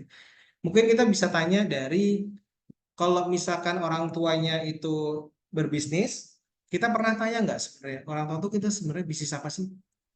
Pernah nggak tahu? Atau pernah pengen tahu nggak sih kita tentang orang tua kita bisnisnya apa? Atau kita nggak pernah pengen tahu? Yang jelas kalau kita pengen ada, kan itu beda ya kondisinya ya, gitu kan. Nah mungkin dari situ mulai mempertanyakan tentang ketertarikan kita terhadap bisnisnya orang tua kalau orang tuanya berbisnis. Bilang ingin belajar dan seterusnya. Kalau misalkan bekerja dengan instansi atau jadi seorang karyawan, ya mungkin ditanyakan, Pak selama ini Papa tuh posisinya apa sih Pak? Gitu di kantor penasaran deh, gitu misal gitu ya. Dari situ apa sih pekerjaan apa sih dan lain-lain. Nanti mungkin mulai masuk pelan-pelan, celahnya pelan-pelan. Ya nggak bisa langsung tiba-tiba ngomongin uang karena itu satu hal yang sensitif ya. Saya bilang di awal tadi ngomongin tentang uang itu satu hal yang sensitif, bahkan lebih sensitif, lebih tabu daripada ngomongin tentang seks. Kenapa ya? Kayak sensitif. Oh, ini. Apa kamu kecil-kecil nanya-nanya bisa gitu kan kita nggak pengen sampai hal itu terjadi ya gitu ya. Tapi ya maka mulainya dari ketertarikan kita terhadap apa yang dikerjakan oleh orang tua. Mungkin itu bisa masukin dari situ. Ya, nah dari situ mulai pelan-pelan kita masuk ya sampai nanti kita ngomongin tentang perkara uang atau mungkin minta pendapat. Orang tua tuh senang dimintai pendapat. Kalau kita misalkan sudah juga punya pekerjaan, kita sudah punya bisa melakukan apa mendapatkan penghasilan sendiri gitu ya, itu kita minta pendapat juga bisa. Mulai dari ketertarikan kita terhadap orang tua, lalu kita menceritakan tentang diri kita, lalu kita memintai pendapat tentang hal yang sebenarnya kita mau tanyakan kepada dirinya, tapi mulai dari kita yang menceritakan sendiri, lalu minta pendapat. Mungkin itu bisa jadi salah satu solusi, gitu ya. Gitu mungkin semoga bisa menjawab. Terima kasih Mas Giri, luar biasa, nasihat luar biasa bagi kita semua yang mungkin ingin memberikan masukan atau diskusi pada orang tua ya masalah keuangan. Nah, ini alhamdulillah pertanyaan dari Ibu Rofiatul Adawiyah Lumajang sudah muncul Mas Giri. Izin pertanyaan saya via chat. Siap, saya pernah mendengar dari sahabat saya bahwa dia bercerita mengenai tentang bahwa uang istri milik istri, uang suami milik istri. Apakah itu dibenarkan jika ia minta penjelasannya pendapat mengenai hal tersebut ya? Menurut Pak Giri, terima kasih. Nah, ini sering keluar opini ini di tengah-tengah masyarakat, Mas Giri, silakan. Oke, jadi Bismillah. Jadi yang saya pahami begini, di dalam keluarga, dalam kondisi suami istri, maka siapakah yang memiliki kewajiban utama dalam mencari nafkah? Jawabannya adalah suami, jawabannya adalah kepala keluarga, ya, sebagai qawwam, gitu. Nah, lalu di dalam pengelolaan uangnya, harta itu di dalam Islam itu ada dua. Yang satu adalah mentasarufkan, yang kedua adalah mentauzikan, gitu ya. Mentasarufkan berarti apa? Berarti mengelola keuangan. Mengelola maksudnya bagaimana? Contoh misalnya, kita dapetin uang, gitu ya. Mungkin ini menjawab juga di pertanyaan yang tadi, bagaimana sinkronisasi antara keuangan Islam dengan keuangan modern tentang diversifikasi dan seterusnya. Nah, Islam tuh punya konsep yang namanya tauzi dan tasarruf, gitu ya. Tauzi dan tasarruf, mengelola dan juga mendistribusikan. Oke, sebentar.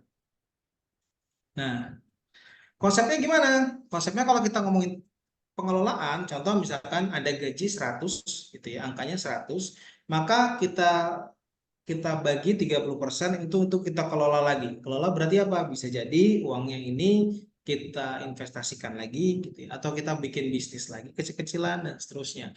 Nah, jadi kalau di dalam Islam di dalam Islam itu membuat bisnis itu tidak perlu modal yang kalau nggak 100 juta nggak bisa dagang, itu enggak, gitu. Jadi kalau misalkan punya angka 100, kita bisniskan 10.000, nah 10.000-nya ini kita pengen berdagang, misalkan beli bahan kerupuk, misalkan gitu ya, kerupuk 1 bal, terus kita bikin kecil-kecil, terus kita jual di eceran, itu sudah bagian dari mentasaruf, gitu ya, pengelolaan. Gitu. Nah, ada lagi yang poin kedua, apa itu mendistribusikan, gitu ya, mentauzi. Nah, mentauzi ini juga sesuai dengan syariat Islam. Apa yang kita distribusikan? Yang pertama adalah kita memberikan nafkah terhadap keluarga. Nah, gitu. Berikan nafkah terhadap keluarga. Nah, nafkah apa yang dikasih sama keluarga? Nafkah berupa sandang, pangan, dan papan. Tidak harus mewah, gitu ya. Tidak harus besar, tapi cukup layak, gitu. Nah, bagaimana kalau misalkan di situ kurang? Nah, ketika di situ kurang, maka mencoba diusahakan lagi dari pengelolaan yang tadi. Makanya kalau misalkan kurang, kita sisihkan untuk dikelola, kita kelola kembangkan lagi, bisa nggak itu bisa menutupi kekurangan kita. Kalau misalkan tidak bisa, nauzubillah kita misalkan masuk ke dalam posisi fakir atau miskin, nah disitulah sebenarnya zakat mal itu bekerja. Gitu. Jadi makanya di dalam pendistribusian salah satunya adalah kita membayar zakat mal jika sudah masuk masa nisab, jika sudah masuk haulnya. Nah itu kemana? Salah satunya ke fakir dan miskin tadi. Nah kenapa kita alihkannya ke 8 asnaf tadi? Agar 8 asnaf ini bisa melakukan tasarruf dan tauzi. Gitu. Jadi uangnya harusnya berputar secara real di bisnis yang real, gitu ya. Nah, terus pertanyaannya, apakah itu satu kondisi ya? Kalau tadi pertanyaannya bagaimana uang suami dan uang istri gitu. Nah, istri boleh nggak mencari nafkah? Boleh, tapi jawabannya itu tidak wajib.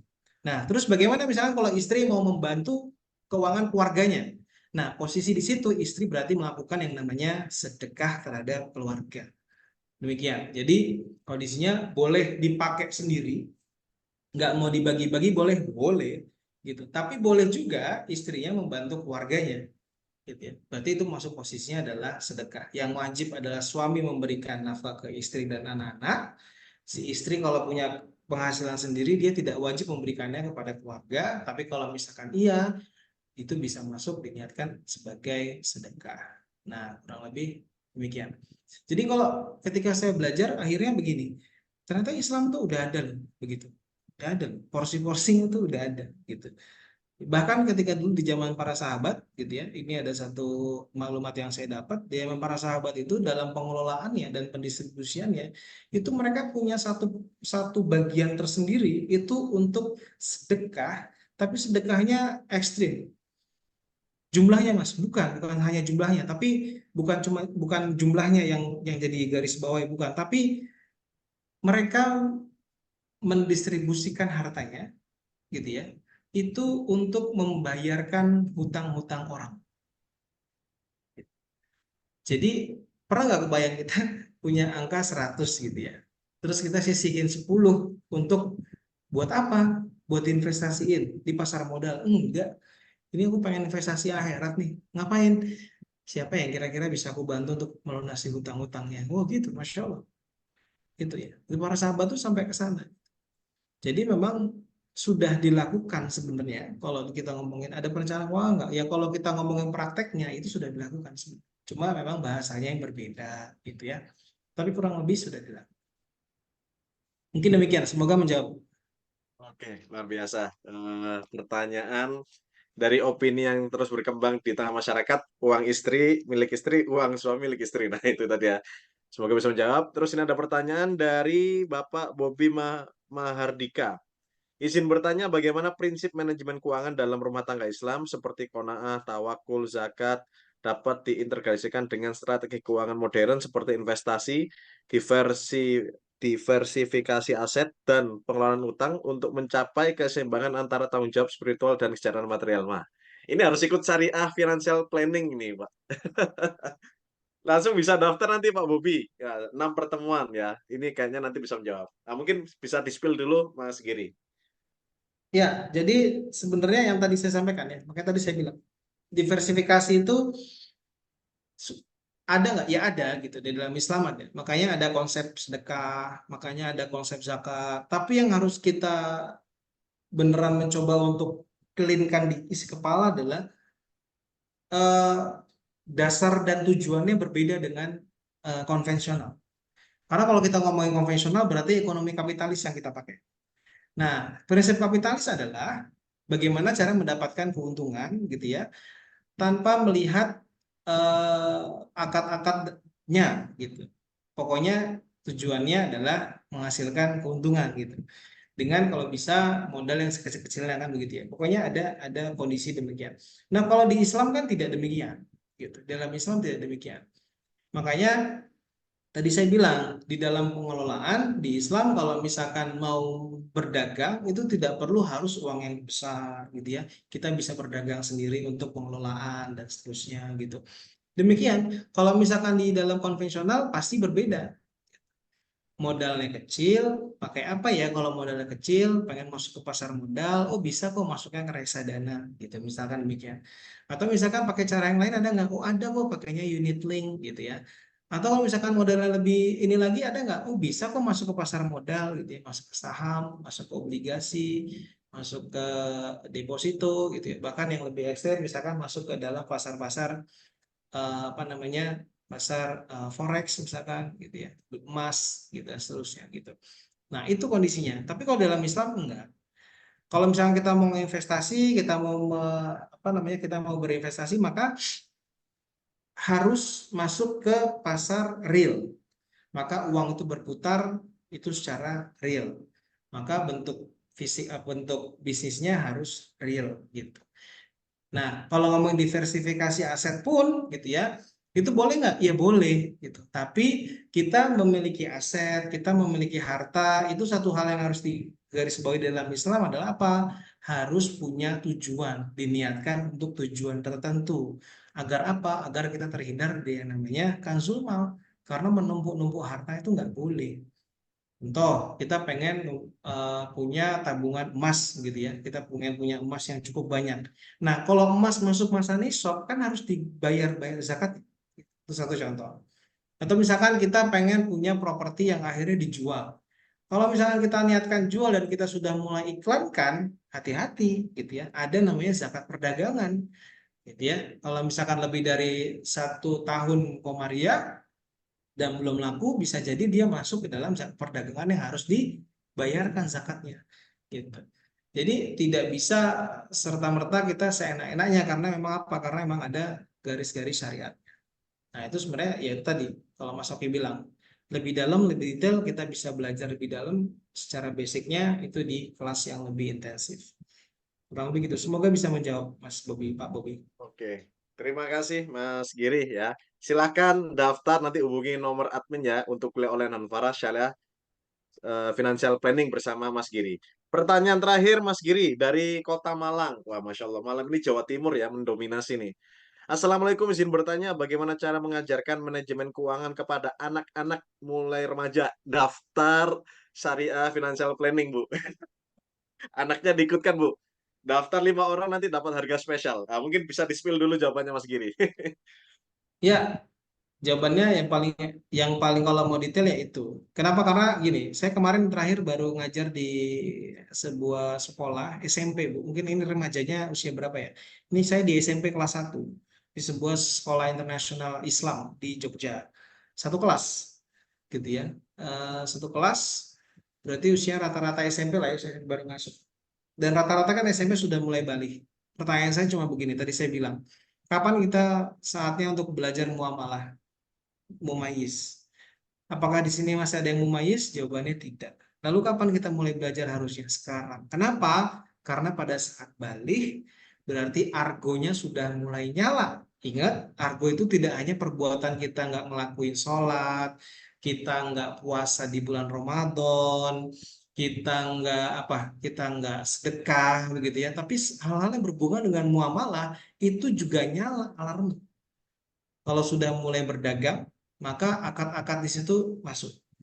Kalau ternyata tabungannya sudah memasuki masa sudah memasuki nisab dan haulnya, maka ternyata tabungannya itu juga harus bayar zakat dan seterusnya, gitu ya. Jadi emang banyak hal yang memang harus dipelajari.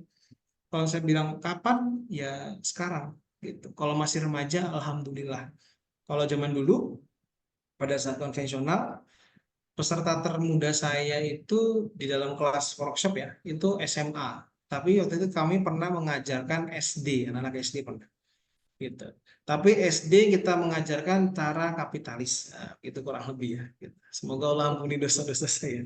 Gitu. Ini Amin. mulai SD, satu kelas 30 orang, itu udah ngomongin bagaimana caranya dia cuan besar gitu. Sehingga nanti ketika dia SMA, dia sudah punya hal-hal yang dia inginkan. Ketika dia kuliah, dia bisa membiayai dirinya sendiri, tentunya dari jalur-jalur investasi yang sekarang saya pahami dan saya yakini itu tidak sesuai dengan syariat. Begitu kurang lebih ya. Jadi poin-poinnya nanti ada banyak. Nah, bagusnya memang anaknya ikut, tapi kalau mau ngajarin ke anaknya, ya orang tuanya juga perlu belajar. Gitu. Karena yang saya temui kemarin, anaknya kita ikutkan kelas, nah orang tuanya itu mengundang saya secara pribadi untuk konsultasi, menanyakan tentang kakaknya nggak ikut kelas, yang ikut kelas itu adiknya, kakaknya melakukan hal-hal yang ternyata di luar nalar gitu, padahal secara kondisi ekonomi mereka sangat cukup, punya usaha beberapa yang cukup besar, omsetnya cukup bagus di Jogja gitu ya. Nah, kenapa, gimana caranya bisa kayak gitu? Ternyata memang tidak pernah terjadi yang namanya diskusi tentang muamalah antara orang tua dan anak, nggak pernah terjadi. Gitu, nggak pernah duduk bareng nanya kondisinya gimana, nggak pernah. Yang akhirnya ada kebacot aja, anaknya ketahuan, mohon maaf ya, ketahuan mencuri di sekolah gitu, anaknya sampai akhirnya harus minjem ke musrifnya karena mau COD-an belanja jaket gitu. Itu kan hal-hal yang sebenarnya nggak perlu gitu, maksudnya ya bisa diantisipasi sebenarnya. Nah, kenapa itu bisa terjadi? Ya karena lingkungannya mendukung dia untuk itu. Nah, kenapa lingkungan bisa terjadi? Karena mungkin pondasinya di rumah nggak kuat. Kenapa begitu? Karena mungkin juga orang tuanya bingung mau nyampein apa, gitu ya. Karena itu satu rantai memang ya diputusnya harus dari kita. Kita yang belajar, nggak harus dari saya gitu ya. Kalau ini mau jualan ya jualannya di tempat kami, tapi kalau misalkan enggak juga nggak harus dari kami, tapi kondisinya harus belajar gitu ya. Mungkin demikian ya, semoga bisa menjawab. Masya Allah, terima kasih banyak Mas Giri. Jadi kita menangkap ilmu yang luar biasa. Rahasia mengelola keuangan dalam rumah tangga Islam ternyata salah satunya keterbukaan antara suami istri, dan dari pertanyaan-pertanyaan Bapak Ibu, anak-anak pun juga harus terlibat Mas ya. Terlibat untuk diskusi membahas keuangan dalam rumah tangga, luar biasa. Ini ternyata, mohon maaf Mas Giri, ada pertanyaan yang keselip ya dari tadi Bu Neti tadi, tapi nanti langsung saya jawab saja karena ini pertanyaannya ada di kelas ya, kuliah online Hamfara Syariah Financial Planning ya, mengenai kas pendapatan termasuk bagaimana bisa ya menyisihkan untuk kebutuhan yang mendadak. Nah, ini mohon izin saya sharekan. Nah, ini Bapak Ibu sekalian ya, emang penting ya belajar syariah finansial planning gitu ya. Emang apa aja sih nanti yang akan dipelajari di dalam kuliah online Hamfara Syariah Financial Planning? Nah, di dalam kuliah online Hamfara nanti Bapak Ibu sekalian akan belajar mengenai mengelola keuangan secara syariah. Ya, secara financial planning ini pula Anda akan dipandu untuk menganalisis kondisi kesehatan keuangan Anda serta membuat perencanaan keuangan Anda dari A sampai Z ya, Masya Allah. Nah, yang pertama nanti bisa kita memperdalam lagi mengenai konsep rezeki dalam Islam, kemudian kita membentuk mindset ya yang tepat dalam mengelola keuangan secara syar'i, kemudian mengidentifikasi masalah keuangan. Nah, ini problem yang kemudian banyak kita tak tahu dalam keuangan kita atau keluarga atau bisnis, kita tidak bisa mengidentifikasi masalah keuangan. Nanti Bapak Ibu mengikuti kuliah online Hamfara ini, insya Allah dipandu, dibimbing oleh Mas Giri akan bisa mengidentifikasi masalah keuangan kita. Kemudian juga masalah zakat mal, tadi sudah disinggung ya, bahwasanya zakat mal ini sudah urusannya akhirat, dan ini termasuk kewajiban. Nah, ini banyak yang belum mengerti cara menghitung atau mengelolanya seperti apa. Kemudian juga memahami pentingnya akad dalam muamalah. Dan yang terakhir yaitu membuat perencanaan keuangan ya pribadi, bisnis, keluarga ya yang kuat ya hingga bisa berinvestasi menurut pandangan Islam. Nah, termasuk di sini nanti mengelola dana darurat. Nah, yang saya suka dari Mas Giri ini diajarkan mengelola dana darurat ya, pengaturan cash flow. Nah, bagaimana Bapak Ibu sekarang cara mendaftarnya? Nanti silahkan ya hubungi nomor admin ya. Nanti di grup kami akan share infonya termasuk link pendaftaran. Mumpung ini masih masa pre-sale price ya, per orang Rp225.000 ya. Nanti kalau daftar 5 orang insya Allah ada harga spesial. Nah, dan nanti apa yang bisa didapatkan Bapak Ibu sekalian, insya Allah nanti 6 pertemuan ya, termasuk nanti ada diskusi pendampingan intens oleh Mas Giri insya Allah selama 3 bulan, dan nanti mendapatkan akses rekaman juga selama 3 bulan ya, dan juga insya Allah nanti dari siswa Hampar kita akan berikan buku ajar. Nah, seperti ini ya, buku ajar yang ditulis oleh dosen Sri Hampara, seri Mazhab Hampara, Ulumul Quran dan Tafsir Ayat Ekonomi Islam Implementatif. Nah, nanti Bapak Ibu dapat 6 kali pertemuan ya, pendampingan intens oleh Mas Giri selaku financial planner ya. Yang ketiga dapat akses rekaman ya selama 3 bulan, dan yang terakhir dapat ini e-book ya jatuhnya ya. Soalnya filenya PDF. Nah, dari tulisan dosen dokter ya atau Ustadz Yohana Triutomo. Nah, seperti itu Bapak Ibu sekalian ya. Ditunggu Bapak Ibu ya sebelum tanggal 25 ya, karena masih pre-sale price gitu ya. Masih 225.000 per orang. Dan insya Allah harga yang kemudian Bapak Ibu bayarkan ya sebagian nanti untuk pembangunan dan pengembangan kampus TH Hamfara Jakarta, dan ini termasuk langkah dalam ya turut serta berkontribusi membumikan dakwah hukum Islam. Insya Allah berkahnya luar biasa sekali. Berkahnya luar biasa sekali. Maka kami tunggu Bapak Ibu sekalian, kakak sekalian, daftar kuliah online Hamfara Syariah Financial Planning bersama Mas Giri. Itu terima kasih banyak Bapak Ibu sekalian, kakak sekalian. Mas Giri, mungkin dari Mas Giri ada pesan-pesan terakhir, pesan-pesan terakhir, closing statement maksudnya. Silakan Mas Giri, closing statement. Oke, baik. Saya ucapkan terima kasih buat semuanya ya di hari malam Ahad ini, rekan-rekan semua mau hadir di sini. Pertahankan semangatnya untuk belajar gitu ya, karena memang ketika saya belajar tentang muamalah, ini satu hal yang penting buat kita semua, dan kalau misalkan rekan-rekan ada di sini berarti ini diizinkan sama Allah untuk hadir, berarti diizinkan sama Allah untuk bisa belajar lebih dalam lagi, dan tidak hanya sampai teman-teman, tidak sampai rekan-rekan semua, tapi bisa untuk keluarga yang pertama, dan yang lebih luas lagi adalah untuk umat gitu, untuk bisa disampaikan kepada umat.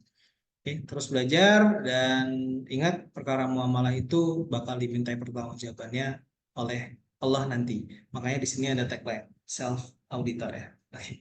Gitu aja, semoga bermanfaat. Mohon maaf apabila ada kesalahan, kekurangan dari saya, dan kesempurnanya dari Allah. Assalamualaikum warahmatullahi wabarakatuh.